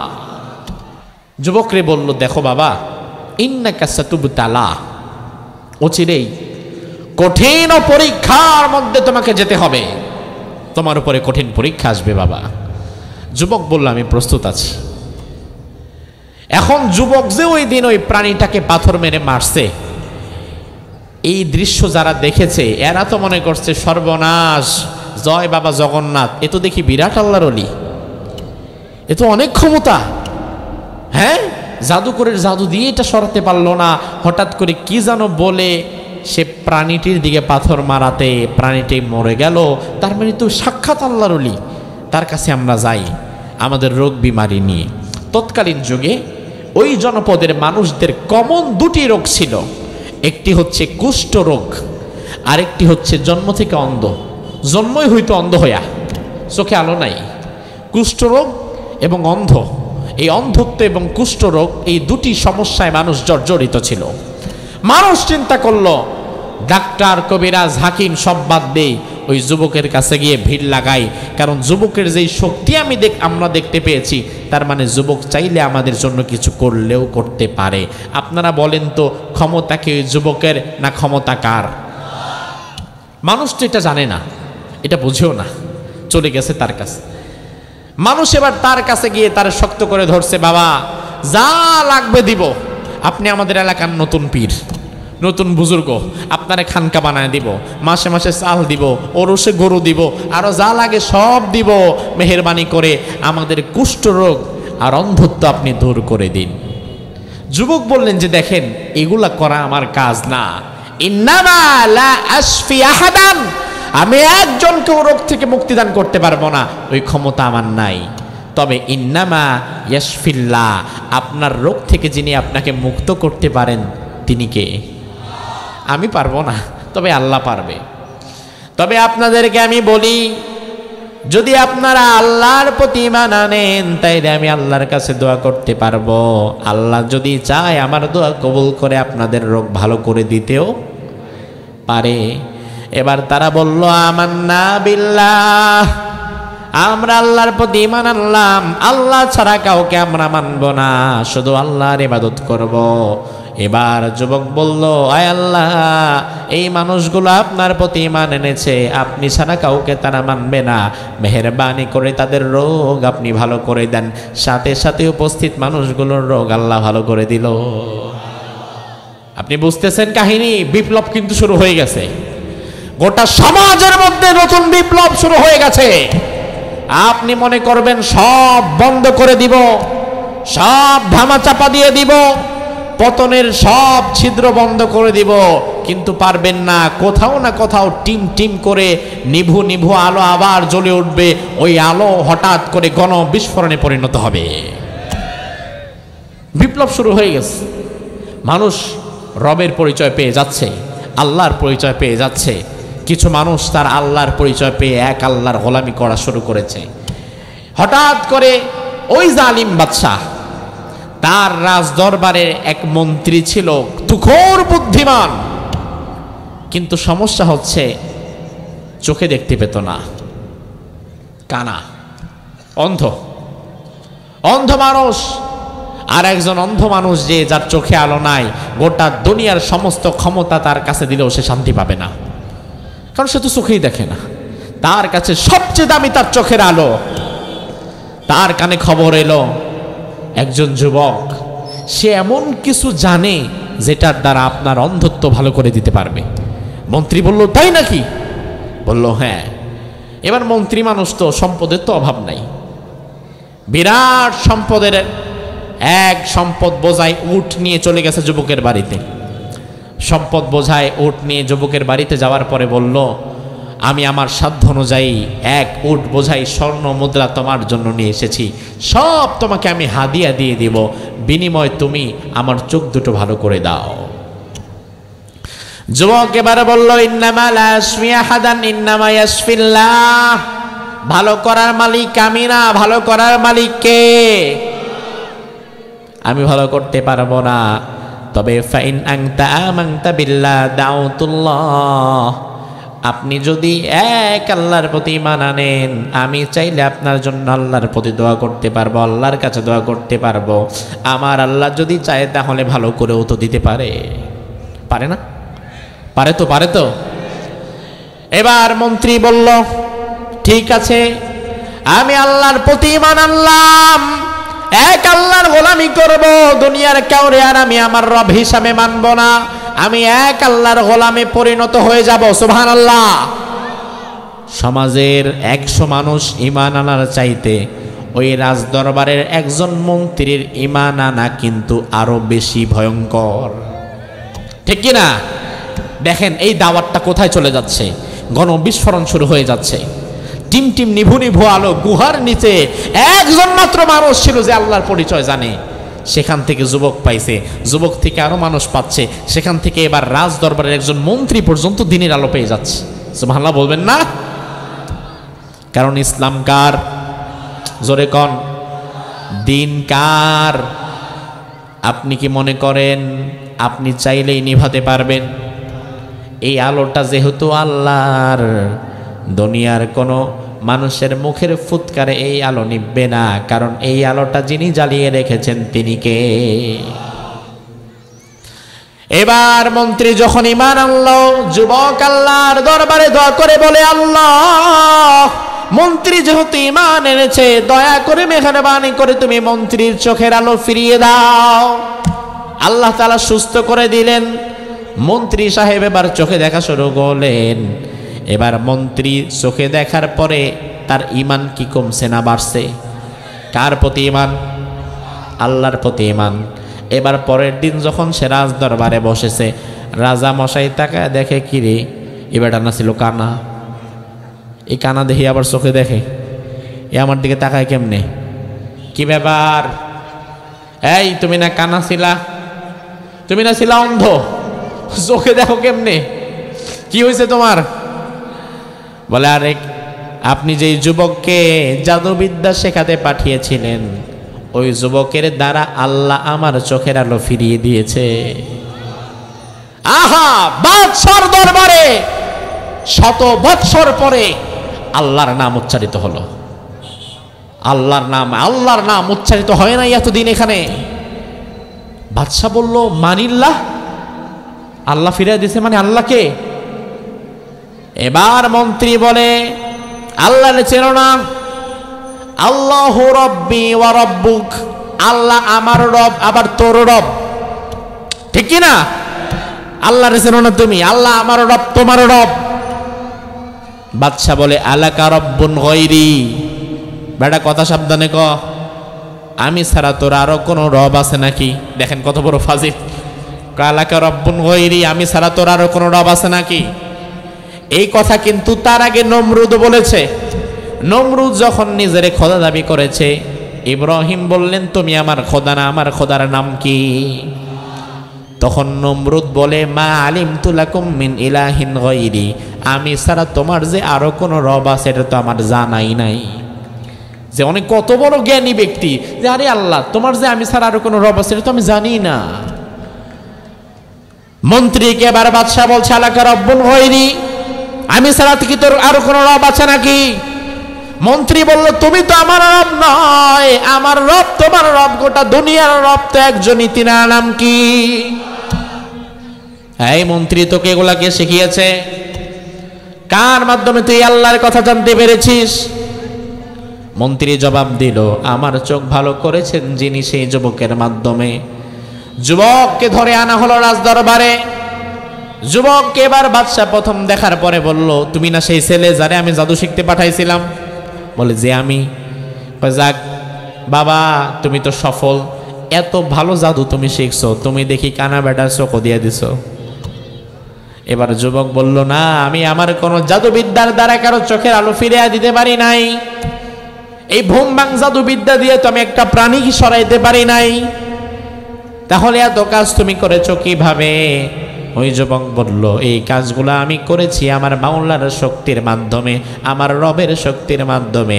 আর আমার রব কিন্তু আপনি না, আমার রবের নাম হচ্ছে কি? বাদশা তো মেজাজ খারাপ হইতেছে, বারবার রাজদরবারে আল্লাহর নাম উঠতেছে, বারবার রাজদরবারে কালেমার কথা উঠতেছে, বারবার শিরকের আস্তানায় তাওহীদের আওয়াজ উঠতেছে। সুবহানাল্লাহ। মেজাজ খারাপ হয়ে যাচ্ছে, কি ব্যাপার? বাদশা এবার যুবককে বলল, যুবক, আল্লাহর পরিচয় তুমি পাইছো কিভাবে? সন্ধান করতেছে, তুমি পাইছো কিভাবে? যুবক বলে, আল্লাহর পরিচয় আমারে দিয়েছে আমার একজন উস্তাদ, যিনি ছিলেন আলেম। তিনি ওই গুহার নিচে ইবাদত করতেন, তার সাথে দেখা হওয়ার পরে আমি আমার রবের সন্ধান পেয়েছি। বাদশা এবার সৈন্যবাহিনী দিয়ে ওই আলেমকে ধরে আনা হলো। ওই আলেমকে ধরে আনলো বাদশা। আমার ভাইরা দেখেন, কোন দেশে আলেম তো একজন থাকে না, আলেম তো থাকে হাজার হাজার, শত শত। কিন্তু জালিমের রোশানলে তো হাজার হাজার আলেম পড়ে না, বরং জালিমের রোশানলে পড়ে তারা সময়ের সবচাইতে সঠিক কথাগুলো তুলে ধরে যারা। বরং আমরা তো পূর্বে এমন আলেম দেখেছি যে আলেম স্বৈরাচারকে কওমি জননী উপাধি দিয়েছিল, কওমি জননী উপাধি দিয়ে বড় একটা জায়গা নিয়েছিল। আমরা তো এমন আলেম দেখেছি যিনি সরাসরি ইমামদেরকে ডেকে স্বৈরাচারের সাথে বসায় বিরিয়ানির প্যাকেট হাতে ধরা সরাসরি মাইকটা নিয়ে বলতো, আমার বিশ্বাস আপনি একজন জান্নাতি মহিলা। এমন আলেমের জন্ম বাংলাদেশে আছে না নাই? তাদের উপরে কোনো অত্যাচার নাই, জালিমের কোনো অত্যাচার তাদের উপরে চালানো হয় নাই। ও আমার ভাই, তাইলে 50 বছর যিনি তাফসীর করলেন তাকে 13 বছর কেন বন্ধ করে রাখা হলো? তার কারণ হচ্ছে ওই আল্লাহর বান্দা যখন তাফসীর করতেন, হাজার হাজার যুবক তার তাফসীর শুনে দিনের পথে চলে আসতো। লক্ষ লক্ষ যুবক কোরআনের আন্দোলন কায়েমের জন্য তারা সমাজে কাজ করত। এই জন্য জালিম চিন্তা করে দেখেছে, বাকি আলেমদেরকে আমরা পালবো, টাকা দিব, পয়সা দিব, কিন্তু যে আলেমের ডাকে যুব সমাজের পরিবর্তন হতে পারে, ওই আলেমকে ধরে এনে ফাঁসির মঞ্চে ঝুলাইয়া দিতে হবে।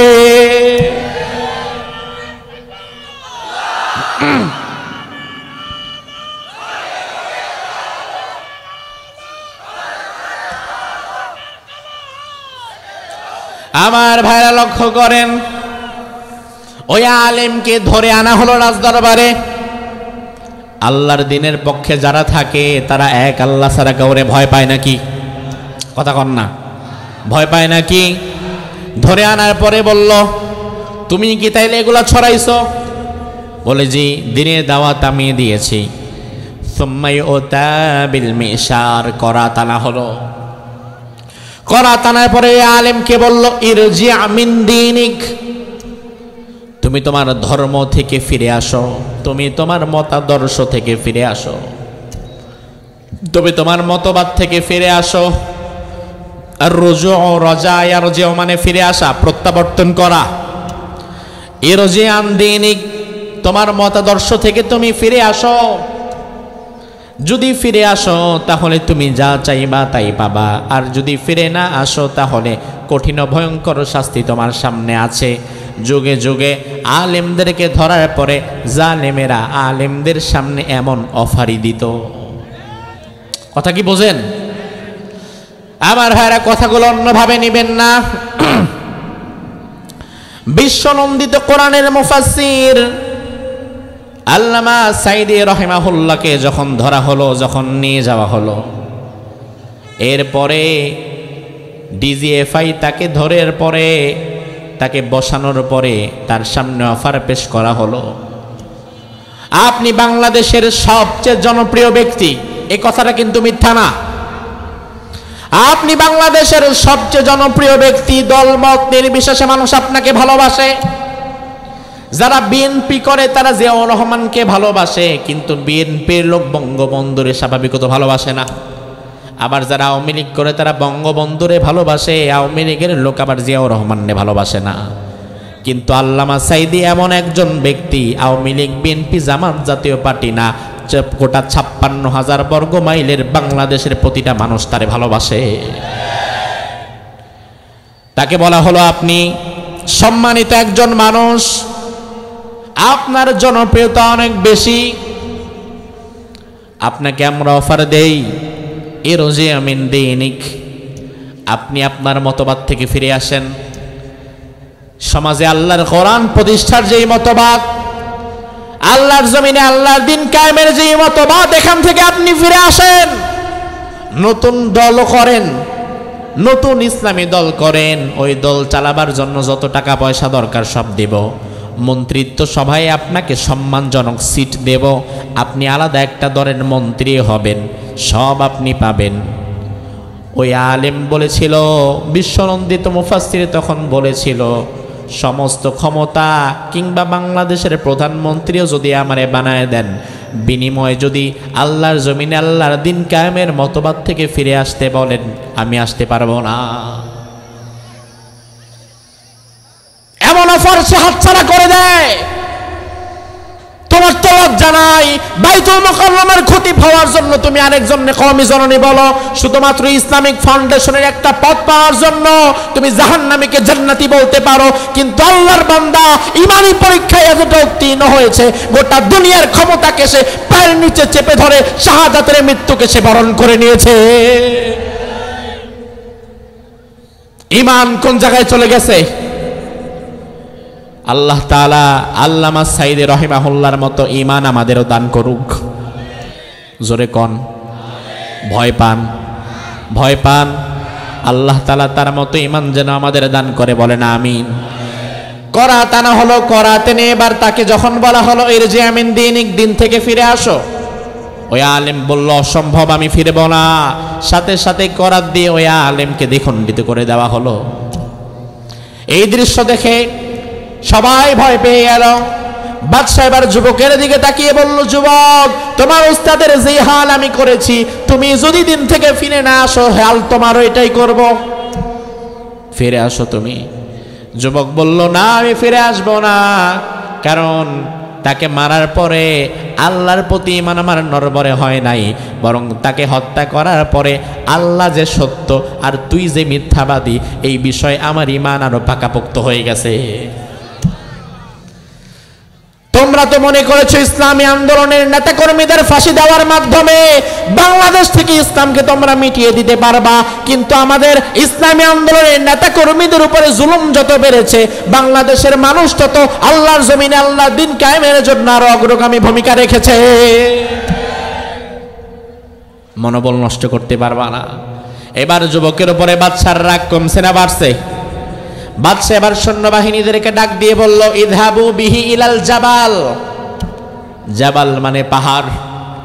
বাদশা বলল, এই যুবকটারে নিয়ে যা, আমার চোখের সামনে থেকে সরা, তারে পাহাড়ে নিয়ে যা, পাহাড়ের চূড়ায় উঠাবি, বিরাট উঁচু পাহাড়ের চূড়ায়, হাজার হাজার ফিট উচ্চতার পাহাড়ের উপরে চূড়ায় ওঠে। এরপরে এই যুবকটারে তোমরা বলবা তার দিন থেকে ফিরে আসতে, যদি ফিরে আসে তাইলে ভালো, আসবে, সমস্যা নাই, আবার নামায় নিয়ে আসবা, আর যদি ফিরে না আসে ওখান থেকে ধাক্কা দিয়ে তারে মেরে ফেলবা। মারার মালিককে, বাঁচাবার মালিককে। এবার সৈন্যবাহিনীরা ওই যুবককে নিয়ে পাহাড়ের উপরে চলে গেছে। পাহাড়ের উপরে গিয়ে এবার সৈন্যবাহিনী তাকে বলল, যুবক, ইরজি মিন দীনিক, তুমি তোমার ধর্ম থেকে ফিরে আসো, তুমি আবারও বাদশাকে স্বীকার করে নাও। যুবক বলল, কোনোদিন না। এবার তারা যুবককে ধাক্কা মেরে নিচের দিকে ফেলে দিবে। ও ভাই আমার, আপনি যদি কখনো 10 তলা বিল্ডিং এর ছাদে ওঠে নিচের দিকে তাকান, আপনি দেখবেন মানুষ ছোট ছোট দেখা যায়।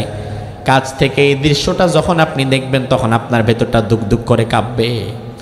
আর কেউ যদি 1000 ফিট উচ্চতায় ওঠে নিচের দিকে তাকায়, তখন তো ঈমান অর্ধেকটা ভাঙ্গাই গেছে। বাবা রে বাবা, এখান থেকে ফালাইলে তো শেষ। যুবককে বলল, তোমাকে এখান থেকে এখন আমরা ধাক্কা দিয়ে ফেলে দেব।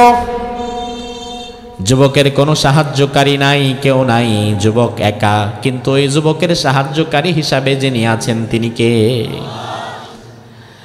এবার যুবক কারো কাছে কিছু না বলে সরাসরি মেন জায়গায় হাত তুলে দিয়েছে। যুবক হাত তুলে বলে আল্লাহুম্মা কফিনিহিম বিমা শিতা। চমৎকার দোয়া, চমৎকার দোয়া। এই দোয়াটা যদি মুখস্থ করতে পারেন, আপনার সামনে যত বড় শত্রুই হোক না কেন, এই দোয়াটা যদি আপনি আল্লাহর দরবারে করে দিতে পারেন, ওই শত্রুকে শায়েস্তা করার জন্য আল্লাহর সাহায্য ইনস্ট্যান্ট চলে আসবে। আল্লাহুম্মা কফিনিহিম বিমা শিতা অর্থ হচ্ছে, আল্লাহ আমি দুর্বল, তুমি দুর্বল তো না। আমার বিপক্ষ শক্তি যিনি আছে, আমার বিপক্ষ শক্তি হয়ে যে দাঁড়িয়ে আছে, মেহেরবানি করে আমার জন্য তার বিরুদ্ধে তুমি নিজে যথেষ্ট হয়ে যাও। মানে আপনি বুঝতেছেন, আপনার বিরোধী পার্টির মুখোমুখি আপনি সরাসরি আল্লাহরে দাঁড় করাই দিয়েছেন। আর কি লাগে, আর কি লাগে? যুবক দোয়া করে বলে আল্লাহুম্মা কফিনিহিম বিমা শিতা। আয় আল্লাহ, তুমি যেভাবে চাও সেভাবে তাদের বিরুদ্ধে আমার সহযোগিতা করো। এখন তুমি কেমনে করবা সেটা তুমি জানো। আল্লাহর কি বাহিনীর অভাব আছে নাকি? আমার ভাইরা, এই দোয়া পড়ার পরে কিয়ামতের আগে জমিন যেমন কাঁপবে, ইযা যুলজিলাতিল আরদু জিলজালাহা, জমিন যেমন কিয়ামতের পূর্বে কেঁপে উঠবে, ওই পাহাড়টা তখন তার চেয়ে ভয়ঙ্কর ভাবে কাঁপাকাঁপি শুরু করলো। ওই কাঁপাকাঁপির জোটে বাদশার সব সৈন্যরা পাহাড় থেকে পড়ে নিচে পড়ে টাস টাস করে পড়ে মরে গেল। কিন্তু ওই যুবককে সহি সালামতে আল্লাহ তাআলা পাহাড় থেকে আবার নিচের দিকে নামিয়ে দিলেন। আরো জোরে কন। এবার যুবক যখন রাজ দরবারে গিয়েছে, বাদশাহ যুবকের দিকে তাকায় দেখে, কি ব্যাপার, একা কেন? একা তো যায় নাই, গেছে তো সৈন্যদেরকে নিয়ে, কিন্তু আসছে তো একা। বাদশাহ বলে আইনা সাহেবক, তোমার বাকি সাথীরা কই? যুবক বলে কাফানিহিমুল্লাহ, ওদের জন্য আমার আল্লাহ যথেষ্ট হয়ে গেছে। এবার বাদশাহ বলল, আরেক দল সৈন্যবাহিনীকে ডাক দিল, নৌবাহিনী সমুদ্রে যারা থাকে তাদেরকে ডেকে বলল, যাও ইযহাবু বিহি ইলাল বাহার। আগের বার উঠাইছে পাহাড়ে জাবাল, এবার উঠাচ্ছে বাহারে সমুদ্রে। যাও এই যুবককে নিয়ে সমুদ্রের মাঝখানে চলে যাও। সমুদ্রের মাঝখানে যাওয়ার পরে প্রচন্ড ঢেউয়ের মুখে এই যুবককে দাঁড়িয়ে জিজ্ঞেস করবা সে কি তার ধর্ম থেকে ফিরবে কিনা। যদি ফিরে তাইলে ভালো নিয়ে আসবা, আর না ফিরলে ধাক্কা দিয়ে সমুদ্রে ফেলে দিয়ে আসবা। তাকে নিয়ে যাও হলো সমুদ্রের মাঝে। সমুদ্রের মাঝে নিয়ে যাওয়ার পরে তাকে বলা হলো, তুমি কি তোমার ধর্ম থেকে ফিরবা? সে বলে অসম্ভব, কারণ আমার সাথে যা ঘটতেছে এগুলা ঘটার পরে আর কোনো পাগলে কি আর ফিরে নাকি, বরং ঈমান তো আরো মজবুত হয়ে গেছে। যুবক বলে অসম্ভব। তারা ধাক্কা দিয়ে যুবককে ফেলে দিবে, কিন্তু বাঁচাবার মালিক কে? যুবক আবার আল্লাহর দরবারে দোয়া করে বলে আল্লাহুম্মা কফিনিহিম বিমা শিতা। আয় আল্লাহ, তাদের বিরুদ্ধে যেইভাবে তুমি চাও আমার জন্য তুমি যথেষ্ট হয়ে যাও। এবার আল্লাহ তাআলা পুরা সাগর উত্তাল বানিয়ে দিলেন, নৌযানটা ভেঙে চুরমাচুর হয়ে গেল, সব সৈন্য সামন্ত চলে গেল, মরে গেল, মাছের পেটে চলে গেল। ওই যুবককে আল্লাহ তাআলা একটা কাঠের তক্তার মধ্যে ভাসায় ভাসায় আবার কিনারে নিয়ে আসলো। এবার যুবক যখন রাজ দরবারে চলে আসলো, বাদশাহ বলল, কি ব্যাপার, আমার সৈন্যবাহিনীরা কই? যুবক বলল, কাফানিহিমুল্লাহ, আমার আল্লাহ তাদের জন্য যথেষ্ট হয়ে গেছে। এবার বাদশাহ বলে, কিরে ভাই, তোরে কি আমি মারতে পারবো না নাকি? কত কষ্ট করতেছি তোরে মারার জন্য, মারতে কি পারবো না? যুবক বলে, অবশ্যই পারবেন, তবে আমারে কিভাবে মারতে হবে সেই মারার তথ্যটা আমি বলে দিব। যেইভাবে বলবো এইভাবে যদি মারতে পারেন তাইলে পারবেন, নয়তো না। কিভাবে পারবো তাইলে বলো? যুবক বলল, শোনেন, বিরাট একটা মাঠ, ফাঁকা একটা মাঠ, এই মাঠের মধ্যে এমন একটা মঞ্চ বানাবেন, এই মঞ্চে শুধু আপনি আর আমি দুইজনই থাকব। আর ওই দিন পুরা রাজ্যের হাজার লক্ষ মানুষকে আপনি এখানে আসতে বলবেন, দাওয়াত করবেন। মানুষ যখন সবাই আসবে, আমি আর আপনি মঞ্চে দাঁড়াবো। আমার দুইটা কথা আছে, যেই দুইটা কথা আমি মানুষের সামনে বলবো। বলার পরে আমার কথা যখন শেষ হবে, আপনি তীর থেকে একটা তীর হাতে নিয়ে বিসমিল্লাহি রব্বিল গোলাম এই যুবকের রব আল্লাহর নামে তীর মারছি, এটা বলে আমার দিকে তীর ছুড়বেন, ওই তীরটা ছোড়ার পরে আমি মরে যাব। এটা যদি করতে পারেন তাইলে আমি মরবো, তা নয়তো না।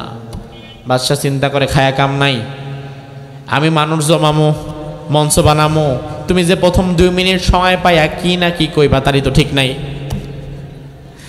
এখন এমন কিছু কথা মানুষ জানো, এটা তো আমি চাই না। যুবক বলে, চাইলে কি আমি মরে, এটা চান না? তা তো চাই। তাহলে এটা করেন। বাদশাহ উপায়ান্তর না দেখে সময় নিয়ে বিরাট একটা মঞ্চ বানালো, ঢোল বাজিয়ে বাজিয়ে সব মানুষকে জড়ো করার জন্য কাজ করলো। লক্ষ লক্ষ মানুষ এমন বিরাট একটা ফাঁকা মাঠের মধ্যে একদিন জড়ো হয়ে গেল। আর একটা মঞ্চ বানালো এমন, সেই মঞ্চের মধ্যে ওই যুবক এবং বাদশা 2 জন দাঁড়ানো, সামনে হাজার হাজার জনতা, লক্ষ লক্ষ মানুষ। এবার যুবক বলল, ভাইরা শোনেন, আমি আপনাদের মতো ছিলাম, আল্লাহর চিনতাম না, আখিরাত বিশ্বাস করতাম না, রাসূলকে চিনতাম না, আসমানি কিতাব বুঝতাম না। আমি একজন আলেমের কাছ থেকে এই তথ্যগুলো পাওয়ার পরে এক আল্লাহর প্রতি ঈমান এনেছি।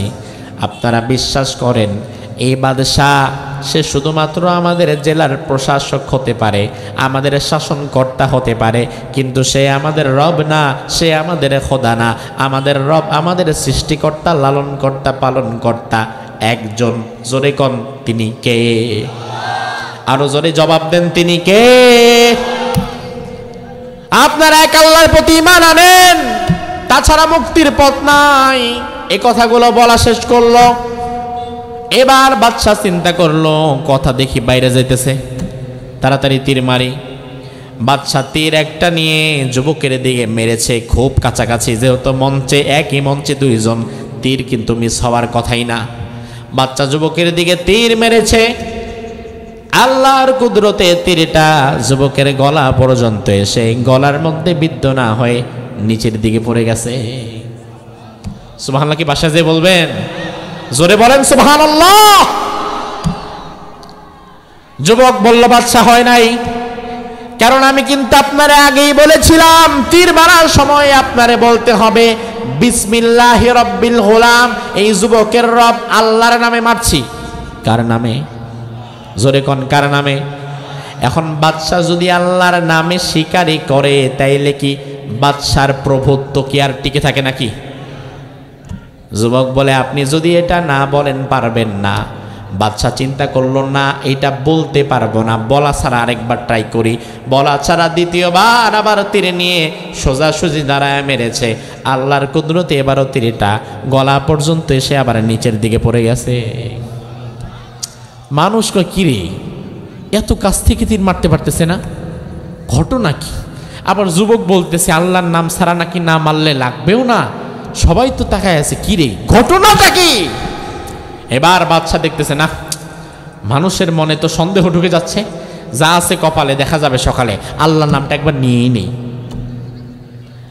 আল্লাহর নামটা বাদশা এবার নিয়ে বলল, বিসমিল্লাহি রাব্বিল গোলাম। আল্লাহর নামে আমি তীর মারলাম। আল্লাহর নামে যখন তীরটা মারা হলো, তীরটা সরাসরি এসে যুবকের গলার মধ্যে বিদ্ধ হয়ে গেল, ফিনকি দিয়ে রক্ত বের হলো। যুবকটা মাটির মধ্যে পড়ে গেল, নিথর দেহটা।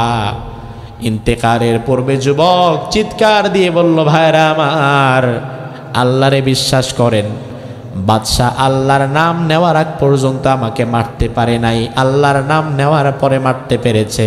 আমি আমার জীবন দিয়ে প্রমাণ করিয়ে দিলাম, এক আল্লাহ ছাড়া দুনিয়ার কেউ সত্য নয়। সুবহানাল্লাহ।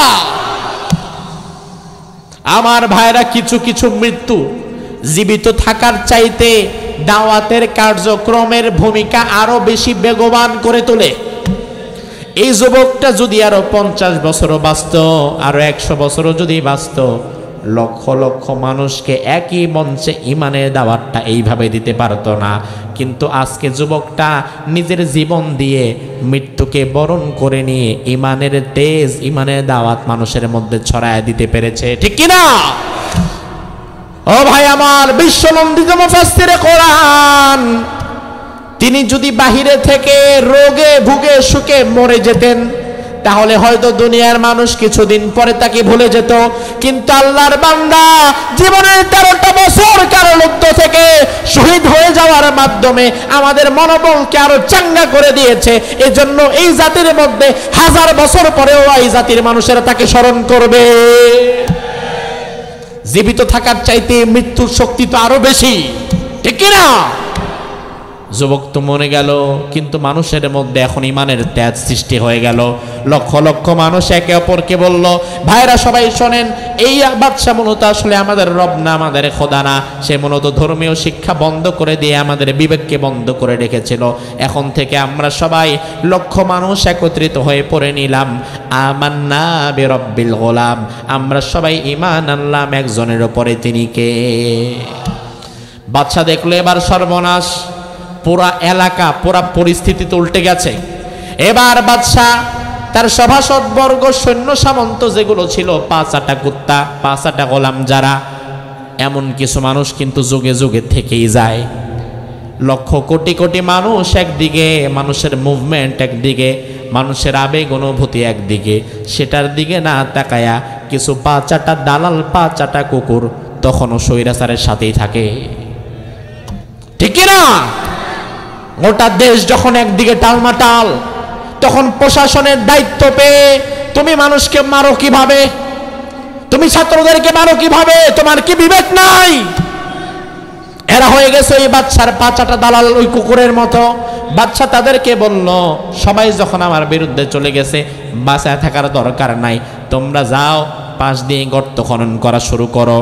গর্ত খনন করে বিরাট গর্তের মধ্যে আগুন জ্বালিয়ে দাও। এরপরে একে একে জিজ্ঞেস করবা, আমার পক্ষে যারা থাকবে তাদেরকে পার করে দিবা, আর যারা বিরুদ্ধে চলে যাবে তাদেরকে ধাক্কা দিয়া এই গর্তের মধ্যে ফেলবা। এবার সৈন্যরা গিয়ে তাড়াতাড়ি বিরাট গর্ত খনন করা শুরু করলো। ওই গর্তের মধ্যে লাকড়ি দিয়ে তেল দিয়ে আগুন জ্বালিয়ে দেওয়া হলো। দাও দাও করে আগুন জ্বলছে। আগুন যখন জ্বলছে, এই আগুনের জ্বলন্ত অগ্নিকুণ্ডে ঈমান যারা এনেছিল তাদেরকে ধাক্কা দিয়ে দিয়ে ফেলা হচ্ছিল। আল্লাহ বললেন সূরা বুরুজের মধ্যে, কুতিলা সাহাবুল উখদুদ, ওই গর্তওয়ালা যারা ছিল, যারা গর্ত খনন করেছিল, তারা ধ্বংস হয়ে যাক। তাদেরকে আমি আল্লাহ লানত দিলাম, ওই গর্তওয়ালারা ধ্বংস হোক। আমার ভাইরা দেখেন, ওই গর্তের মুখে আল্লাহর হাবিব বলেন, ওই গর্তের মুখে একজন মা তার 3 মাস 2 মাসের বাচ্চাকে কোলে নিয়ে দাঁড়িয়েছিল। বাচ্চার কর্মীরা এসে জিজ্ঞেস করলো, এই মহিলা, তুমি কি আল্লাহর পক্ষে নাকি বাচ্চার পক্ষে? মহিলা চিন্তা করলো, আহারে, আমার নিজের জন্য মায়া নাই, কিন্তু আমার কলিজার টুকরা 2 মাসের বাচ্চা আমার দুধ খাচ্ছে, দুধও ছাড়ে নাই। আহারে, আমার সামনে যদি আমার বাচ্চাটারেও আগুনে ফেলে দেয়, এই কষ্ট আমি নিতে পারবো না।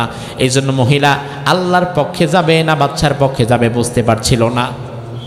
আল্লাহর হাবিব বলেন, ওই 2 মাসের বাচ্চা যে দুধ খাচ্ছিল বুকের মধ্যে, ওই বাচ্চা হঠাৎ করে তার মায়ের দিকে তাকিয়ে বলল, ও মা, তুমি আল্লাহর কথা বলে দাও, ফাইন্নাকি আলাল হক। ও মা, তুমি সত্যের সাথে থাকবা, আল্লাহর সাথে যদি থাকো তাহলে তুমি সত্যের সাথে থাকবা। আমার ভাইয়েরা, 2 মাসের বাচ্চা কি কথা বলতে পারে? কথা কোন পারে? কিন্তু আল্লাহ চাইলে, তাইলে 2 মাসের বাচ্চা যখন তার মারে বলে, মা তুমি আল্লাহর পক্ষে থাকো, আগুনে প্রয়োজনে ঝাঁপ দাও, তখন কি মায়ের ঈমানটা কমে নাকি বাড়ে? তখন মা কোনো দিকে না তাকায় ওই আগুনের মধ্যে ঝাঁপ দিতে রাজি হয়ে যায়। এভাবে ঈমানদারদেরকে সেই অগ্নিকুণ্ডে নিক্ষেপ করা হচ্ছিল। আমার আল্লাহ সূরা বুরুজের মধ্যে বললেন, ইদহুম আলাইহা কুউদ। আরেকটা শ্রেণী এমন ছিল যারা আগুনের মধ্যে পড়ছিল না, আগুনের মধ্যে পড়ার ভয়ে তারা পাশে চলে এসেছিল। কিন্তু ঈমানদারদেরকে যখন আগুনের মধ্যে ফেলা হচ্ছিল, তখন ওই 3য় শ্রেণীর মুনাফিকেরা পাশে দাঁড়ায় দাঁড়ায় মজা দেখতেছিল। তারা কিন্তু সরাসরি বাদশার পক্ষের শক্তি হয়ে কাজ করে নাই, আবার ঈমানদারদের পক্ষেও দাঁড়ায় নাই। এরা হচ্ছে 3য় পক্ষ, এরা হচ্ছে মুনাফিক, সুবিধাবাদী, যে জালিমের সাথে সরাসরি যায় নাই, আবার মজলুমের পক্ষেও দাঁড়ায় নাই। আমার আল্লাহ বলে ওই দিন যারা কিনারে বসে বসে তামাশা দেখেছে, আমি আল্লাহ ওই গর্তওয়ালাদেরকে যেমন ধ্বংস করব, ওই তামাশা দেখনেওয়ালা মুনাফিকদেরকেও তেমন ধ্বংস করব। ইমানদারদের উপরে কঠিনতম জুলুম অত্যাচার চলছে, আর তুমি চায়ের দোকানে বসে বসে চায়ের কাপে চুমুক দিয়া বলো ভাগ্য ভালো আমি তোমাদের সাথে যাই নাই, বাইসা গেছি। তুমি মজা নিচ্ছ। আল্লাহ জালিমদেরকে যেমন শাস্তি দেয় তোমার মতো মুনাফিকরেও তেমন শাস্তি দিবে, ঠিক কি না? আল্লাহ তাআলা বলে বান্দা, দুনিয়াতে ইমানদারদেরকে বিপদে ফেলার জন্য যারাই গর্ত করবে তাদের হিসাব নেওয়ার জন্য প্রস্তুত আছেন কে? জোরে কোন? এই জন্য আজকের এই আলোচনা থেকে মূল শিক্ষা হচ্ছে জীবন যাবে কিন্তু ঈমান যাবে। আমাদেরকে একটা ভুল কথা শেখানো হয়, ভুল একটা মেসেজ, ভুল একটা কনসেপ্ট আমাদেরকে দেয়া হয়। সেই কনসেপ্টটা হচ্ছে জান বাঁচানো, কথা কন, ফরজ। শোনেন নাই? জান বাঁচানো ফরজ। কি সুন্দর কথা, কি সস্তা কথা। হ্যাঁ, জান বাঁচানো ফরজ। কখন? আমার ঘরে আগুন লেগেছে, ঘরে আমার 2 লাখ টাকা আছে। এখন আমি যদি চিন্তা করি 2 লাখ টাকা নিয়ে যে কোনোভাবে আমার বেরোইতে হবে, তাহলে আমার বিপদ হয়ে যাবে। ওই জায়গায় জান বাঁচানো ফরজ, টাকা পয়সার গুল্লি মারি আমি বেরোয় যাব, ঠিক না? কিন্তু যদি এমন হয় আল্লাহর প্রতি ঈমানের উপরে টিকে থাকার জন্য জালিম শক্তি আমার জীবন কেড়ে নিবে, তখন জালিমের কাছে মাথা নত করে জান বাঁচানো ফরজ না, বরং তখন জালিমের সামনে দাঁড়িয়ে নিজের ঈমান বাঁচানো ফরজ। এই ঈমান আমাদেরকে বাঁচাতে হবে। পারবেন তো ইনশাআল্লাহ?